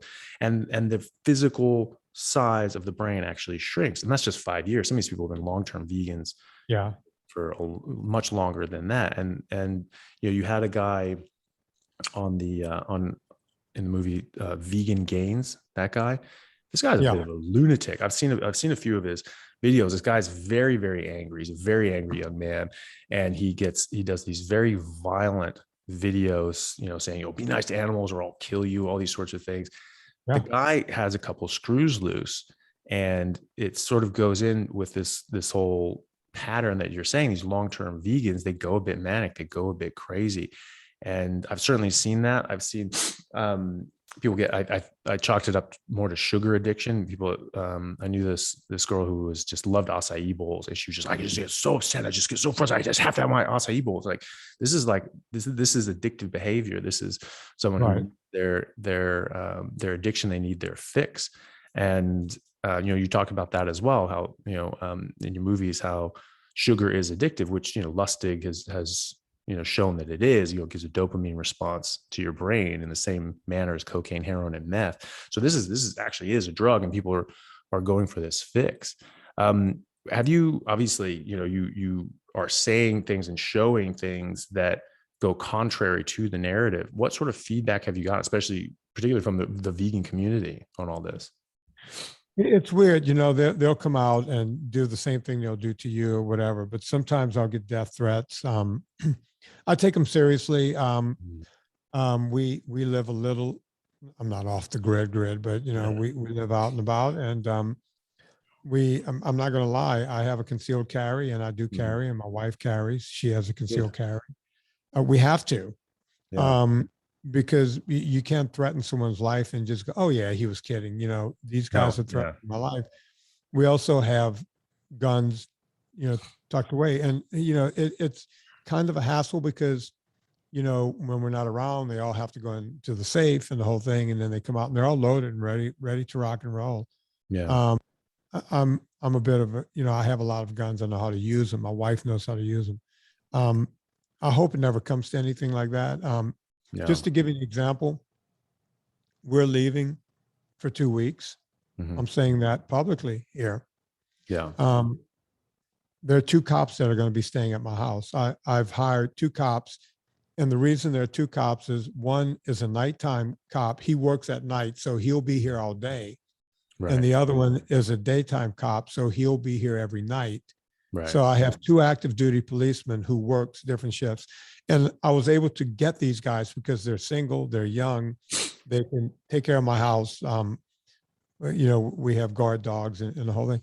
When you think about that, in order to do what I'm doing and putting this out there, this is what you have to protect yourself Yeah. because there are crazy people out there.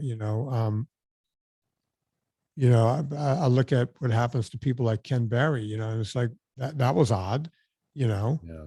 His business got burned down. They couldn't find one reason for that, and his house got burned down. They couldn't find one reason for that. I don't know what happened there. It could have just been double bad luck. Yeah. Um, but I'm not willing to let that happen. So there's going to be a cop car out in front of my house. Mhm. So when you come by, folks, you'll see that if you Yeah. find out where I live. And if you come by when I'm here, good luck, Yeah. because if I'm threatened, you're going down. This makes me sound like a lunatic, and I'm not. No, I don't think Um, so. No, I think but it's important. you can't threaten someone's life, and what they want me to do is to just shut up, Yeah. right? They want me to go away. I'm not going away. You either stand for something or you fall for nothing. Yeah. And, I'm not willing to go away. I didn't make it to 59 years old by being an idiot. Yeah. Um, so I didn't mean to go that dark, but that's when you ask, how is it and what's it Yeah. like? That's what it's like. Yeah. It's, I don't get to live as normal a life as I'd like, but okay. Yeah. Well, it's a shame. I mean, and that's the thing. You don't really see that in the other way. I mean, like I'm not, I don't go around yelling at people because they eat salads. I'm not slapping it out of their hands. It's just like you just killed that. That's making oxygen for the planet. How dare you kill that thing? Yeah, I don't see you and Sean Baker taking a knife going, Yeah, exactly. that's what Yeah. the guy does on his videos. He Yeah. takes a The knife, vegan gains I'll guy. kill you. It's Yeah. like, really, that's a threat. Not to me, but to someone. Yeah. Yeah. Well, and you showed in your movies where they get these vegan activists and just people on YouTube or whatever saying you don't care about the planet, you don't care about these animals or whatever. It's like, why should you get to live, something like that. That's a bit crazy. When you Yeah. start marginalizing people's lives, saying that you think something differently than I do, therefore you don't deserve the right to live anymore. That goes down a very, very scary track, very bad track. And Yeah. when you start doing that, I mean, the Nazis did that, the Russians did that in the USSR and so forth. Chinese are doing it now. You just be like, you've done something different. You have lost, like the social credit score and so forth. It's like you do what you're told, or else you don't get to you don't get to drive to work today, and things like that. You do actually touch on that a bit. You talk about how in Beyond Impossible, how all these different sort of multinational interests all sort of tie together, obviously to pursue their own interests, but they get tied into like the Great Reset. You talk about that a bit. Can you mention that a bit? Yeah. It almost seems like it's almost like, I'm a flat earther when I talk about it, but I actually show these people, at conventions and buying politicians, Yeah. I don't do politics. No one knows if I'm on the right, the left, the middle. You know, I don't do politics online. I'm trying to help people get healthy. Yeah. And a friend of mine who's on the left, he said, how can you say Kamala Harris is against meat? It's like, well, because I have video of her saying that. You know, I didn't put those words in her mouth. I don't care if it was Kamala Harris or Trump. It doesn't matter to me. Yeah. You know, I get during the preliminaries of the Democrats back when they were trying to figure out who was going to run against Trump. I get Cory Booker because he's a vegan. I get him saying, "Hey, if I become president, I'm going to push veganism." I get that. More power to you, Cory. But when Kamala Harris says it, and she's not even a vegan, she's just going along with the narrative. You see, that's where I have a problem. It's like, hey, Kamala, how about just speak for yourself and not because, and you know, when you see these politicians in New York saying we're going to do meatless Monday, and in California, we're going to do meatless Monday, and we're going to call coffee a carcinogen because it's got acrylamide in it. Or you sit there and you start going, does anyone else see this as not being a free country anymore? Yeah. Because that's kind of the road we're going down. And if you just close your eyes and just let them do what they want to do, that's where we end up. We end up with meatless Mondays, then it becomes meatless Tuesday, then it becomes never meat for your kids. And what good is that? Because every parent wants their kid to be smart, yet we're not going to give them the one brain food they need. None of that makes sense to me.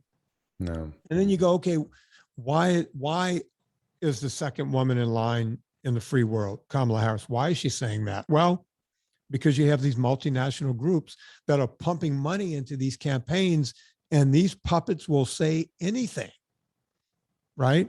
Yeah. When you see it in the film, you go, wow, it looks like something out of, you know, what was that? The Spy Who Shagged Me, you know, I would over the world, you know, it's like, it's this kind of thing, right? And we're looking at it in real time going, is this real? And it is real. That's going on. So look out, folks, it's coming. Yeah. Well, it's like, you know, you showed that, you know, that visual of whatever, you know, ad that they say, you know, 20 years in the future, you own nothing and you feel great and everything's so wonderful and so forth. I mean, this is, you know, this is an old idea. You know, this could be, you know, communism. This could be imperialism. It's all, at the end of the day, it's the government or, you know, the rulers own everything and people own nothing. And you can call it the people own it because you've taken it away from Jeff Bezos. And now the government absorbs it, but it's not you that own it. It's the rulers that own it. It's the government that owns it. And that's not new. That's not progressive. That's very regressive. That's an old idea. Most of society has been like that, where there are, you know, you have this oligarchy that they're in charge. They own everything. They run everything, and everyone else works for them, and they own nothing. Oh, and they're so happy. This was actually an argument, well, in the USSR, certainly, well, everyone was so happy in their standard of living. They were so wonderful, blah, blah, blah, blah, blah. This is this propaganda that was pushed out there, that there was this wonderful utopia. And of course it wasn't. It was an absolute hellscape. But they also did that during slavery.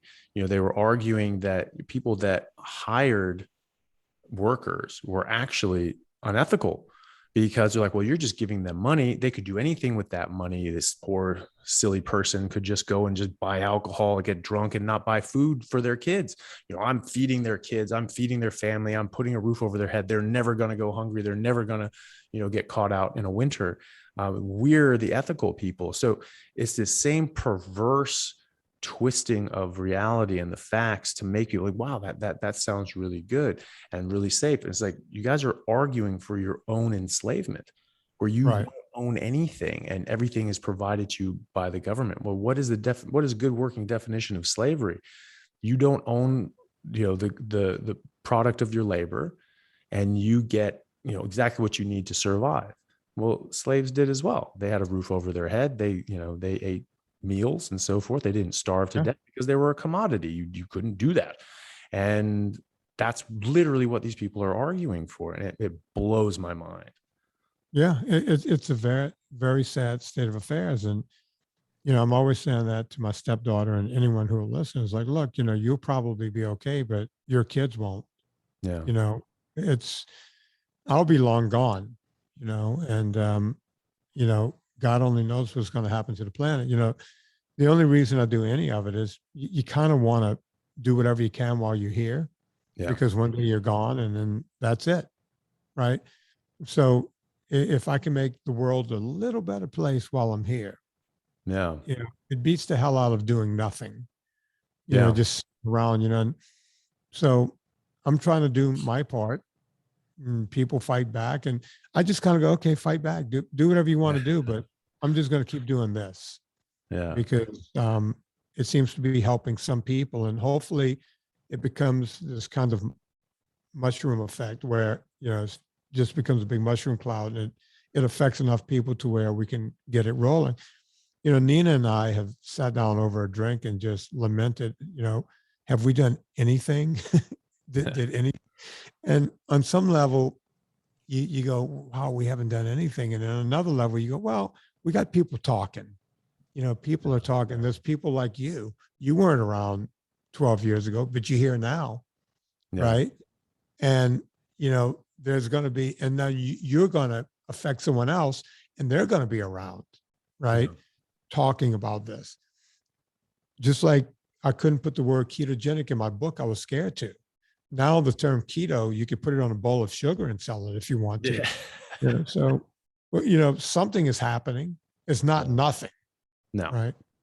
No, I think it's making a huge impact, and I think that this is the reason I'm so passionate about this is because I honestly think this is one of the most pressing issues that we face as a society, and it undergirds a lot of other problems in society. Just to think about this, since the recommendations back in 1977, 1980 in the US, saying that you should stop eating fat, stop eating meat because it has cholesterol and so forth.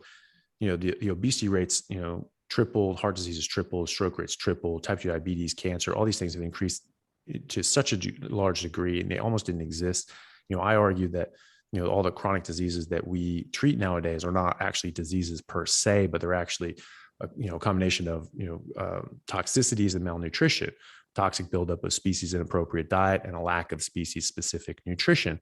And I think that you make a very good case for that in your movies as well. The different people talking about all these different chronic diseases and so forth from eating inappropriately. And I think that that's really it. And when you consider the fact that sugar and carbohydrates and so forth contribute to heart disease, obviously, and diabetes, these are some of the most expensive diseases to treat. And we're doing this all wrong as doctors. We have this paradigm model in our heads that we treat diseases. So someone has a disease, let's treat the disease. But we also treat poison exposures, right? And what's the most important thing when you have a poison exposure? You eliminate the exposure, right? So all of a sudden you have lead pipes, you have welding with lead welds or something okay, you got to get rid of those so you don't keep poisoning yourself. But we're not realizing that we're actively poisoning ourselves. We're saying, oh, we have a disease, let's treat the disease. So we're doing that all wrong. And it's very, very expensive. And just diabetes in America, 9% of Americans are diabetic or type 2 diabetic mostly. And that accounts for 75% of the Medicare costs in America. So that's a huge, huge part of the budget. Now consider the fact that 40% of Americans are pre-diabetic. Okay. So if they don't change what they're doing, ostensibly we could have 50% of the populations or thereabouts, a diabetic in a decade or so. What the hell is that going to do? Well, it's not if they don't change, it's when they don't change, because there's nothing that's a rolling downhill. It's, unless something stands in the way of any of those people, unless they hear your podcast or unless they come upon something that stops the rock from rolling downhill, they're all heading there, right? The problem is never going to get better. And as long as you have medicine doing what it's doing, we don't have a chance, right? And they don't care. The drug companies don't care. They're making out. Yeah, like bandits. Yeah, they're doing well. No one cares from their perspective. So it becomes, well, how do we fix this? Well, if you said to me, Vinny, how do you fix it? It's like, well, in theory, we can fix the whole problem in under 2 weeks. Yeah. You know, if everyone just stopped eating carbohydrates, everyone just altogether, all carbohydrates was gone. We just pulled the macronutrient away, or we get everyone to do at least a 2-day fast, and then spend. We can reverse the whole problem without a drug, without doing anything else, without any cost whatsoever. Yeah. 2 weeks. That's pretty amazing, right? Yet that will never happen. No. That will never happen. What I'm saying, think about it. How long did it take any one of your patients to change when they wanted to go from this to that? It's about 2 weeks. Yeah. No, it is. Yeah. It's about 2 weeks. So if we did that to the population, game over. You know, you're losing a big comorbidity. So when something like COVID-19 comes around, it becomes like any other flu. You don't have people dying from it, right? Yeah. No one's looking at the root cause of why people are dying with COVID-19. Yeah. It's not healthy, lean people. It's morbidly obese. The word morbid is baked into the title, right? But let's not listen to Vinny. Let's not just reverse this. You can reverse them one at a time. I can reverse them one at a time. Well, just think if we did it like everybody all at once, but you can't do it. It'll never happen. Yeah. Right? Well, yeah. Well, that's why I really think that, you know, your films in particular are very, very important, because they get this very vital piece of information out there, and you're hitting a wider audience. You know, I was really interested in this, you know, for my own knowledge, because I was just fascinated by it, and I thought it was pretty amazing. And I thought this could really help people. And like you say, this could absolutely, you know, change the face of medicine and the face of people's health around the world, and just dramatically. I mean, because we spend trillions of dollars. You know, Lustig pulled out a statistic once saying that, you know, we spend $2.4 trillion a year just treating the effects of sugar consumption, just sugar. And, you know, that, I mean, okay, so the United States defense, you know, federal defense budget every year is $750 billion. Okay, so that's 1/3 of what we spend treating sugar consumption. So you know, that's your healthcare crisis right there. Everyone's talking about, we should do this or we should do that. Really, what we need to do is just get sugar and carbs out of the equation, and we're spending trillions of dollars less. And that money, you know, doesn't just go nowhere. You know, that it's redirected into different industries and fields, and is very beneficial. Like, obviously, we've advanced medicine in a lot of ways, but we've advanced it in a direction that doesn't need to exist. You know, we've advanced it trying to figure out diseases that only exist if you eat stupid crap. And if you don't eat that, you don't need it. And so, you know, those trillions of dollars a year could be much better spent treating diseases that we don't have as much control over. And so I think that's very important in getting that word out there, because I think we're at the beginning of something, you know, quite large. I think, you know, the truth will out. You know, the keto, you know, like you're saying, the ketogenic, you know, you couldn't say that back in the 90s, 80s, 90s. Now it's like, you know, it's a fad, and like, it's not, I wouldn't call it a fad. I think it's a movement, and because people are having actual legitimate results with it. And then carnivore as well, because people are really, really seeing some very significant results with it. And I think things are starting to grow. And I think, you know, your podcast and your movies and so forth, and hopefully I can reach some people as well. I mean, I never was really interested in, you know, social media and so forth, but I just felt that I needed to get into it, because I wanted to be able to reach more people and try to get this information out there so that people could learn what I saw, and then decide for themselves. I don't care what people eat.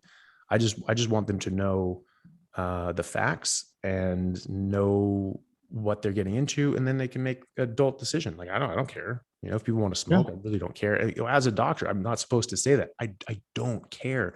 You know, if you know what the risks are and you're an adult and you want to take those risks, go ahead, you know? Yeah, smoke away. No one's going to stop you. But when we're telling people that eating, you know, look, you know, it's like what I was telling Dr. Drew a couple of weeks ago. You can make the argument, well, smoke if you want to. I agree. When Yeah. you smoke, you know what you're taking on. But Yeah. when you're being told by your government that what you're eating is fine, Dr. Drew was making the point. He goes, there's been these studies that, sugar lights up the same area of the brain as cocaine. Yeah. And he goes, it's not exactly the same, because he's an addiction medical medicine specialist. And he goes, it's not exactly the same. I said, yeah, but Drew, here's the difference. We know that cocaine is a drug and it's bad for us. It's a recreational drug. It's bad. Yeah. We serve sugar to kids at birthday parties. Yeah. That's the difference. Yeah. Okay, they're not exactly the same. They're both addictive.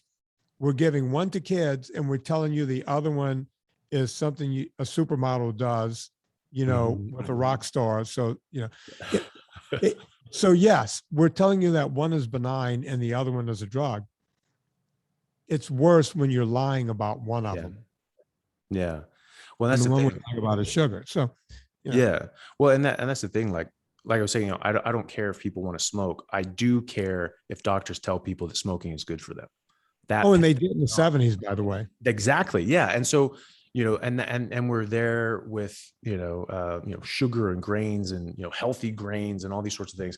And I would say vegetables, but, not everyone agrees with me, but that's, but, I don't care if people eat vegetables. I don't care if people eat grains or whatever, but I don't like them being told serious misinformation that goes against all the available high quality evidence that's there.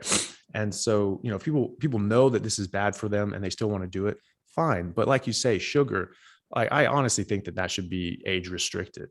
I'm very libertarian on these things. I think people should just be able to do what they want to do with their lives. But, giving kids, this amount of sugar, I think is pretty serious, because, this, like you were saying, is addiction. Maybe it's not exactly the same as cocaine, but it does give a dopamine response to the addiction centers of your brain.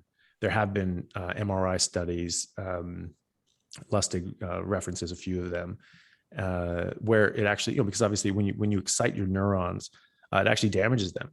And the breakdown products of your neurotransmitters actually damage your neurons. It's very bad design. I don't know why it's like that, but, so they need to shut off in order to, repair and to break down these neurotransmitter byproducts into safe, revitalize them into neurotransmitters. So you need to sleep. You need to turn these neurons off.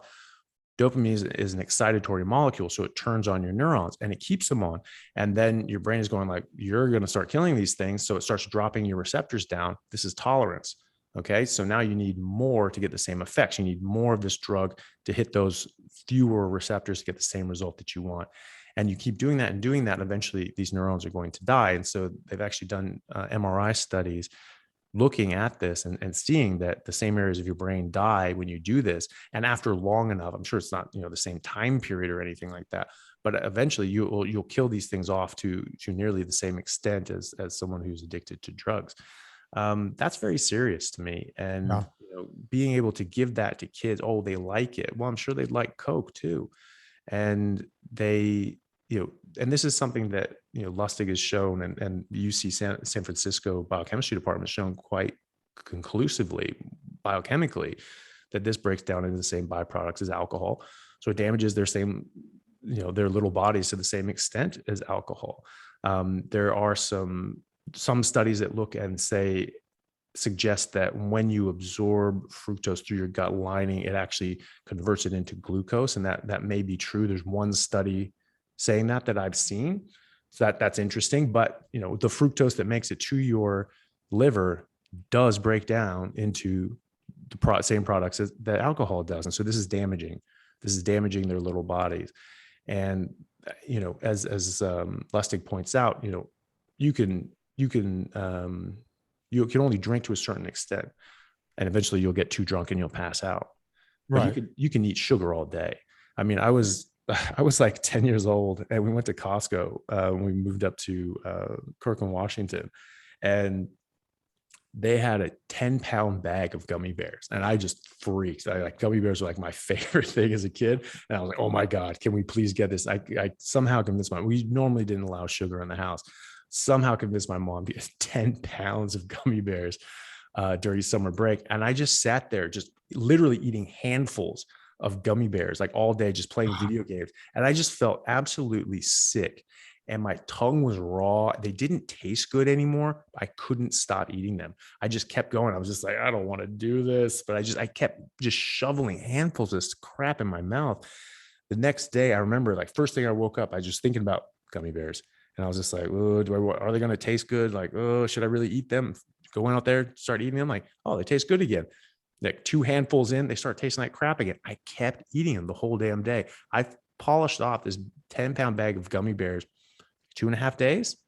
Wow. You were just chasing a high. Yeah. You know, it's interesting you should say that you couldn't taste them anymore, because I don't think I've ever actually really had a gummy bear. So they look disgusting to my generation. Like, chocolate is what we wanted. Yeah.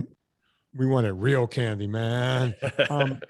But I've done this experiment with several people, and every time I've done it, they went, wow, I had no idea. And I did this, I haven't done it since I left LA. I've told friends and clients, I said, you realize when you go to a froyo, a frozen yogurt place, you're not getting any other flavor other than high fructose corn syrup. And they said, what are you talking about? I was like, I said, you ever notice they'll call 1 chocolate, 1 strawberry, and 1 vanilla? And they said, yeah. I was like, you're not tasting strawberry chocolate or vanilla. You're tasting, they're suggesting that that's what you're tasting. So your brain is making the connection. And it says, there's no way. I said, okay, let's go out to a froyo place. I've taken people out and done this, and they go, oh my God. What I'll do is I'll get 3 cups of froyo, chocolate, vanilla, strawberry. And I'll say, okay, I want you, there's a spoon in each. So there's no cross. Yeah. I said, I want you to take 1 scoop from each. Take some vanilla, take some chocolate, take some strawberry. Take 1 scoop of each.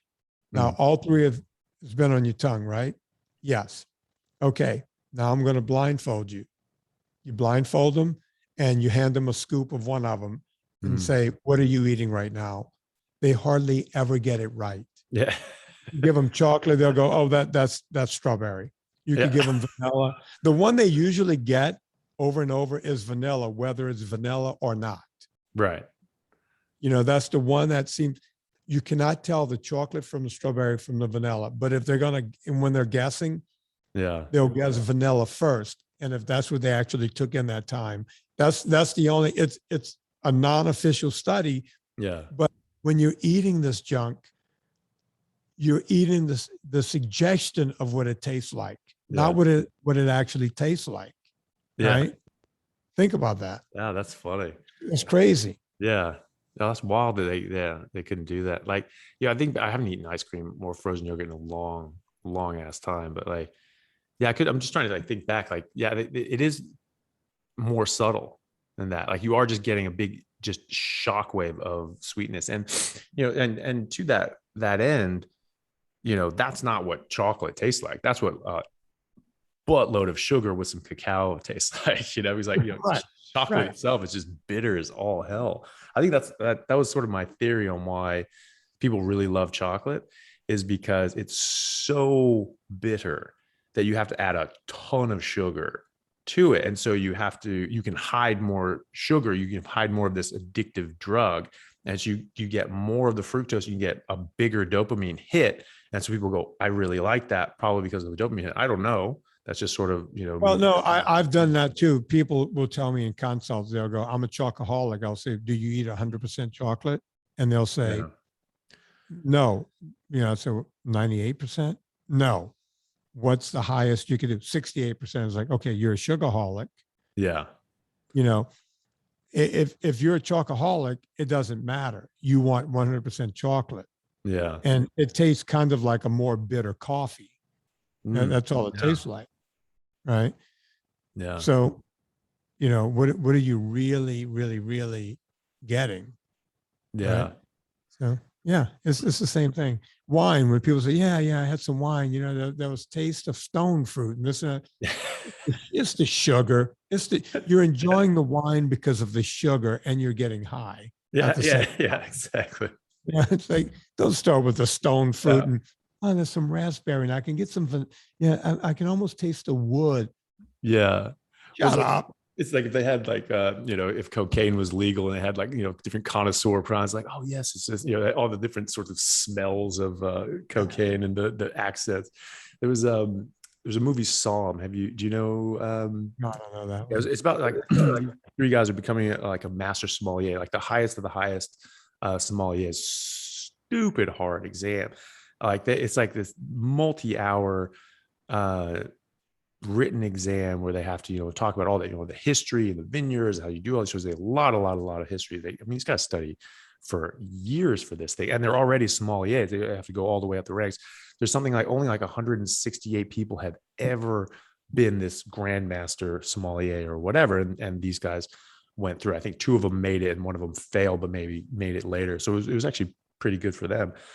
The things that they were saying, it wasn't like back in the day where they're talking about the promiscuity of the wine and the legs and all these sorts of things, like you were describing some sultry woman or something like that. They were talking about the most ridiculous things. They were like yes, it smells like a fresh cut garden hose and wet rock and cat's pee. I'm like, what the hell are you drinking? Apparently it's just a sort of a memory trigger. They'll just sort of jabber about the wine that they're saying. It's like, oh, this kind of like this note, this note, this note. And then they'll, excuse me, when they're doing these taste tests, because like that's part of the test is you have to try all these different wines, and you gotta like pick the vineyard, pick obviously the type of grape and like the year, and you have to figure out what bottle this is. And what this comes from is basically they drank a lot of wine and they just do this and they just go over, okay, this is like a wet rock and a this and a that, and they just have these memory triggers.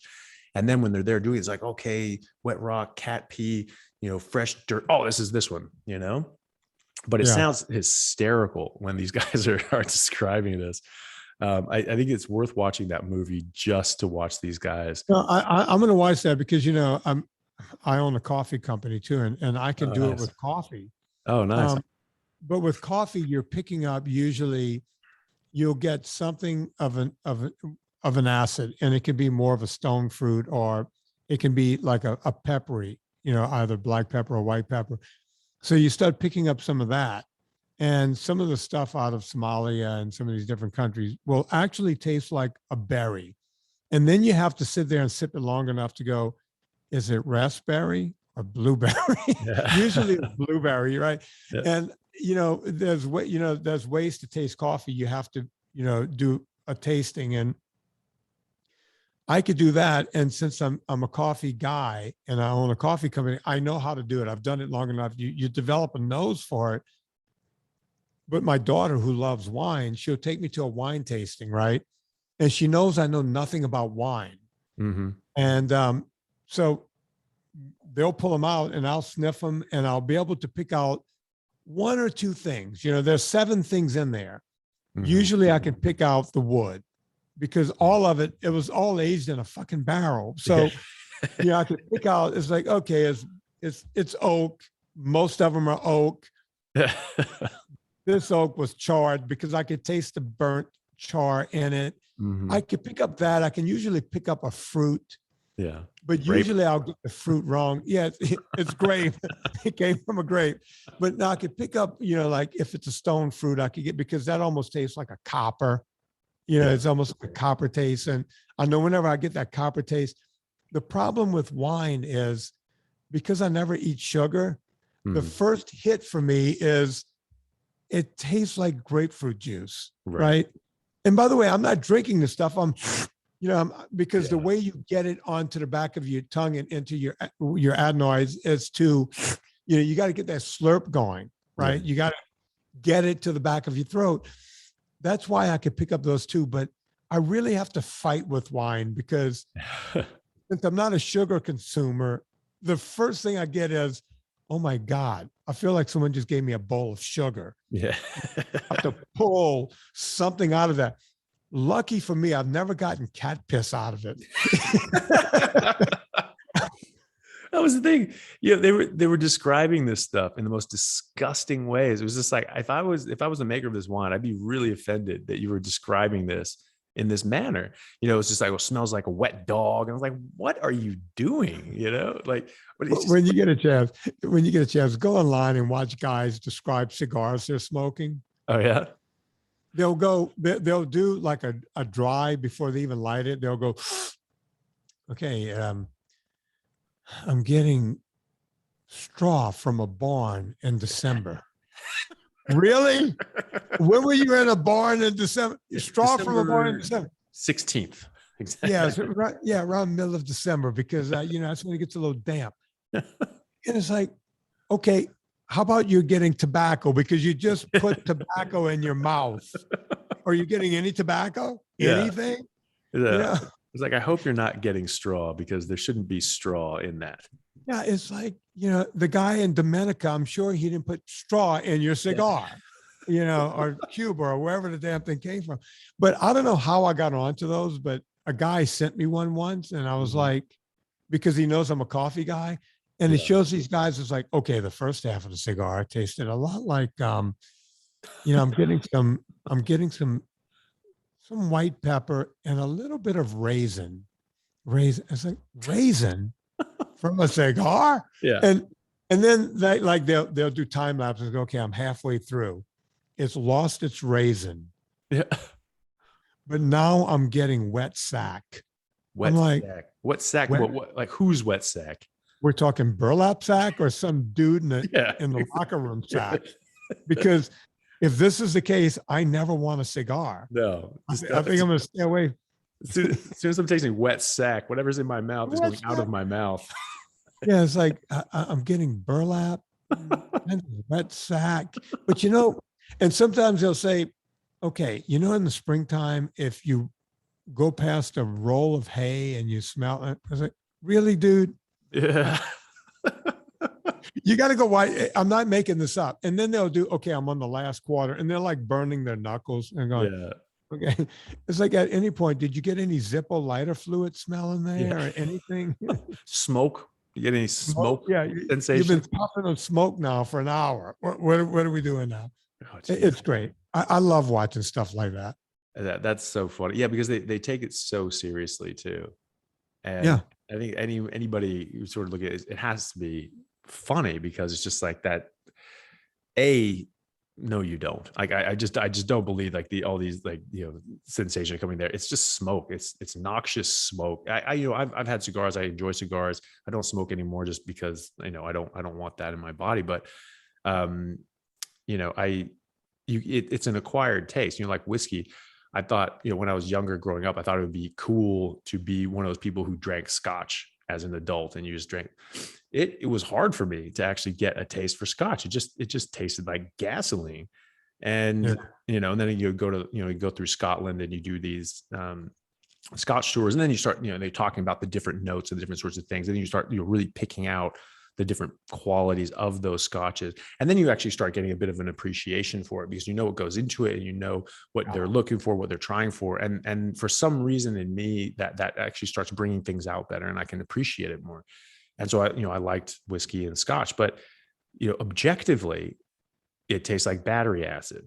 And that's the same thing with cigars and things like that. So like, talking about the subtleties of, the forest fire that you're inhaling right now is a bit odd to me. No, I've learned to appreciate scotch, but for me, just give me something with a little peat in it and I'm good to go, because that now tastes like something.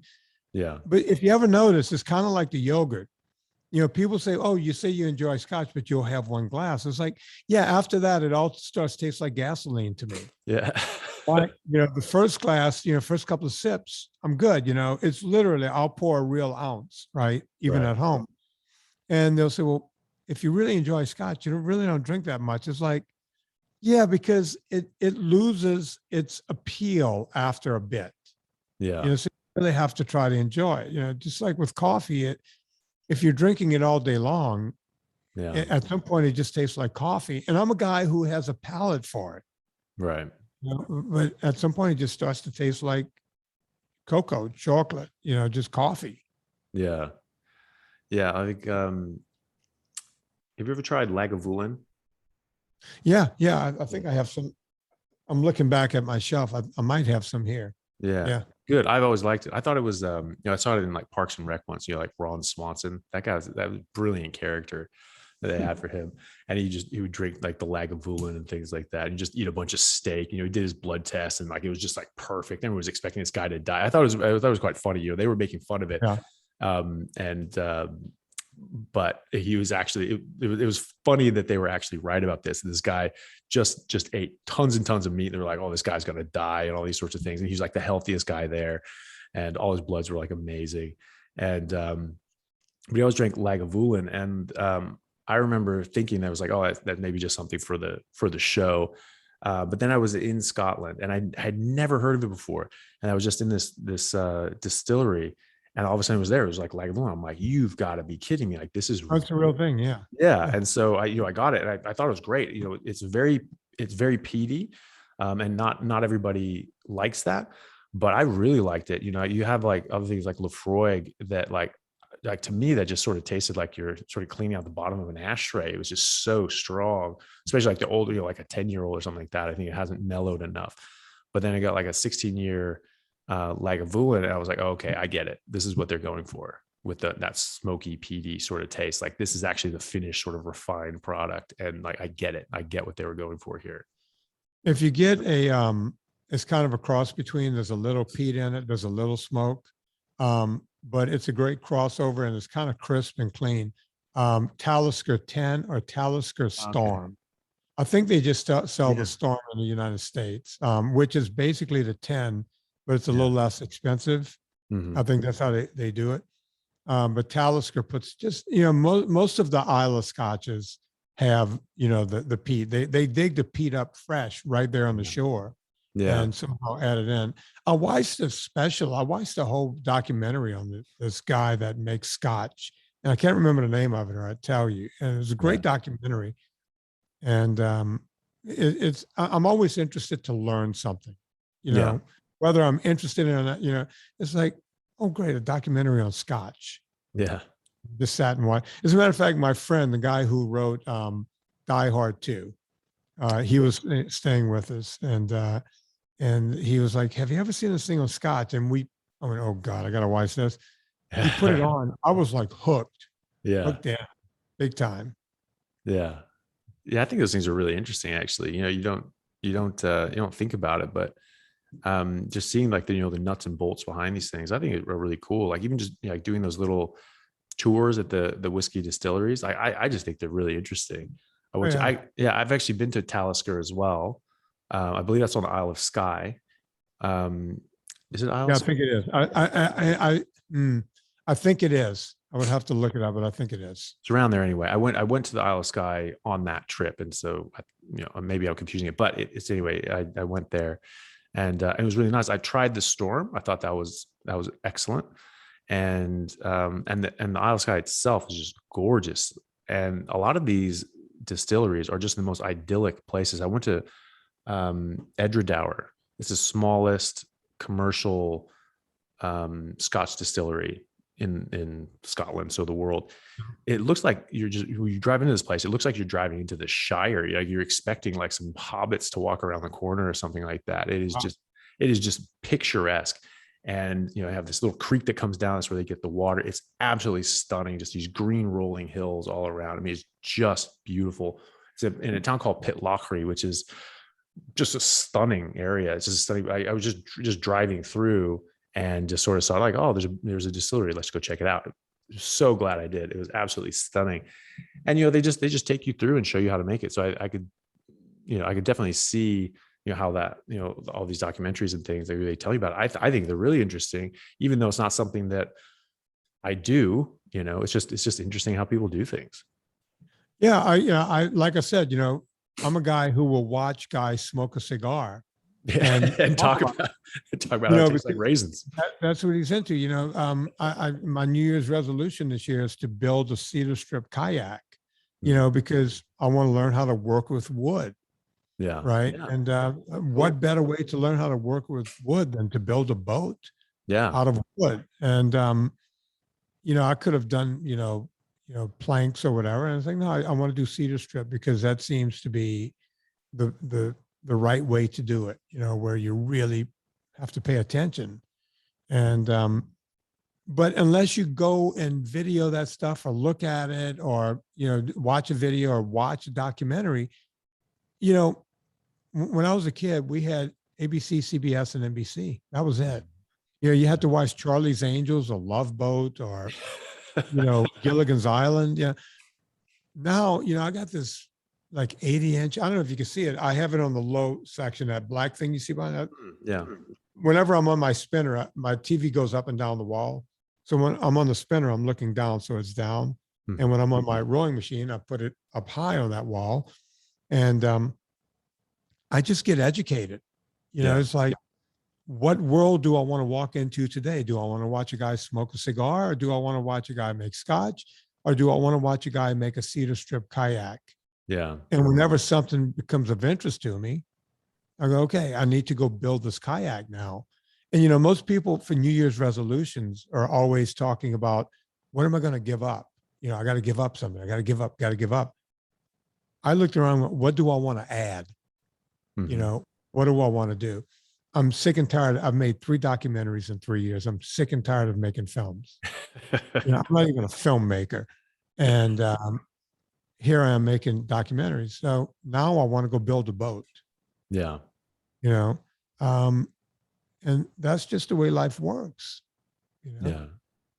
So what's next for you? You said you don't really want to go into doing another documentary or anything like that. What sort of ventures do you have in mind? I think after building, I'm going to build the boat. I need to do that to cleanse the palate. Yeah. I have a couple of ideas for more documentaries, but I want to take 5 minutes, Right. and see how I feel about them. Yeah. I think I've been lucky at least 2 times, and I hope I get lucky. I hope people like the third one as much as they like the first 2, Mhm. because that's where the money comes from. People think I take money from beef companies and everything else. Yeah. I do these documentaries with my own money. Mhm. So I have to make the money on the last documentary to make the next one. So Right. the first thing I have to do is see if the money comes in on the third documentary so I can have money to play with. Right. Otherwise, I have to take my money. I think I mentioned in this podcast, I own a vitamin company. Mhm. I own a coffee company, and I have a foods company, NSNG Foods. And that kind of becomes a full-time job. Yeah. I guess it does when you you own 3. It's kind of a full-time job, and I do 5 podcasts a week, and I'm a correspondent on the Adam Carolla podcast, and Oh, nice. so I do, all I do is talk and run companies, and when you do that, you need to do something else, and I think Yeah. that's how the documentaries came about. So I think I'm going to just take 5 minutes and build a boat, Yeah. and once I get that done, who knows? I might start a Scotch distillery. I don't know. I might hire a couple of Cubans and start rolling cigars. I don't Yeah. know, but I'm just interested in how things work in life. And Yeah. I just, go down those paths and see what else is out there. Yeah. Well, that's great. Um, what's the best way for people to download your films or watch your films? Yeah. What's the best way for people to access them? Well, I don't know when this podcast is coming out. Do you know when this is coming out? I'll probably put it out this week or next week. Okay. So right now you can get my movie either here or in Europe. Yeah. By going to Apple iTunes, and you can pre-order it, and you can buy it that way. On the 11th of January, it's coming out worldwide. It's going to be on VODs around the world. Again, I have not. When I make my deal with Gravitas, I refuse to sell it to Netflix or Hulu or any of those companies. Oh, really? They can take my films and bury it. Like if there's one vegan at those companies, yeah, they'll hand me a big check. Right. And I am not opposed to big checks. What I am opposed to is they could give me a big check and never show the film. Right. The reason my movies have done well is because they are on at least 70 VODs around the world, including, as you mentioned, your friend saw my movie on an airplane. People send me from Malaysian Airlines and from here and there. Yeah. That's pretty heady. And sometimes when I get out in an airport somewhere around the world, someone will go, I just saw you on the coming in and you're the guy, because I do wear the same shirts. Part of my wardrobe, I'm usually dressed like I'm dressed in a movie. And so it's everywhere versus just being on Hulu or Netflix or HBO. Right. You can watch it. Once it comes out, it'll be on Vimeo. It'll be on YouTube that you have to pay for. It'll be on iTunes, Amazon Prime. It'll be everywhere. So that way, wherever you are, you could be in India or Pakistan or anywhere, and you can watch my movies. Great. And those are the same platforms that you can get that 1 and 2 as well? Yeah. Gravitas Ventures. My first movie, Fat, a Documentary, is the #1 selling movie of all times for Gravitas Ventures. And think about the material they've put out. Yeah. And it's funny because I'm not a filmmaker, and I don't even call, I just call the president of Gravitas because he's who I made the first deal with.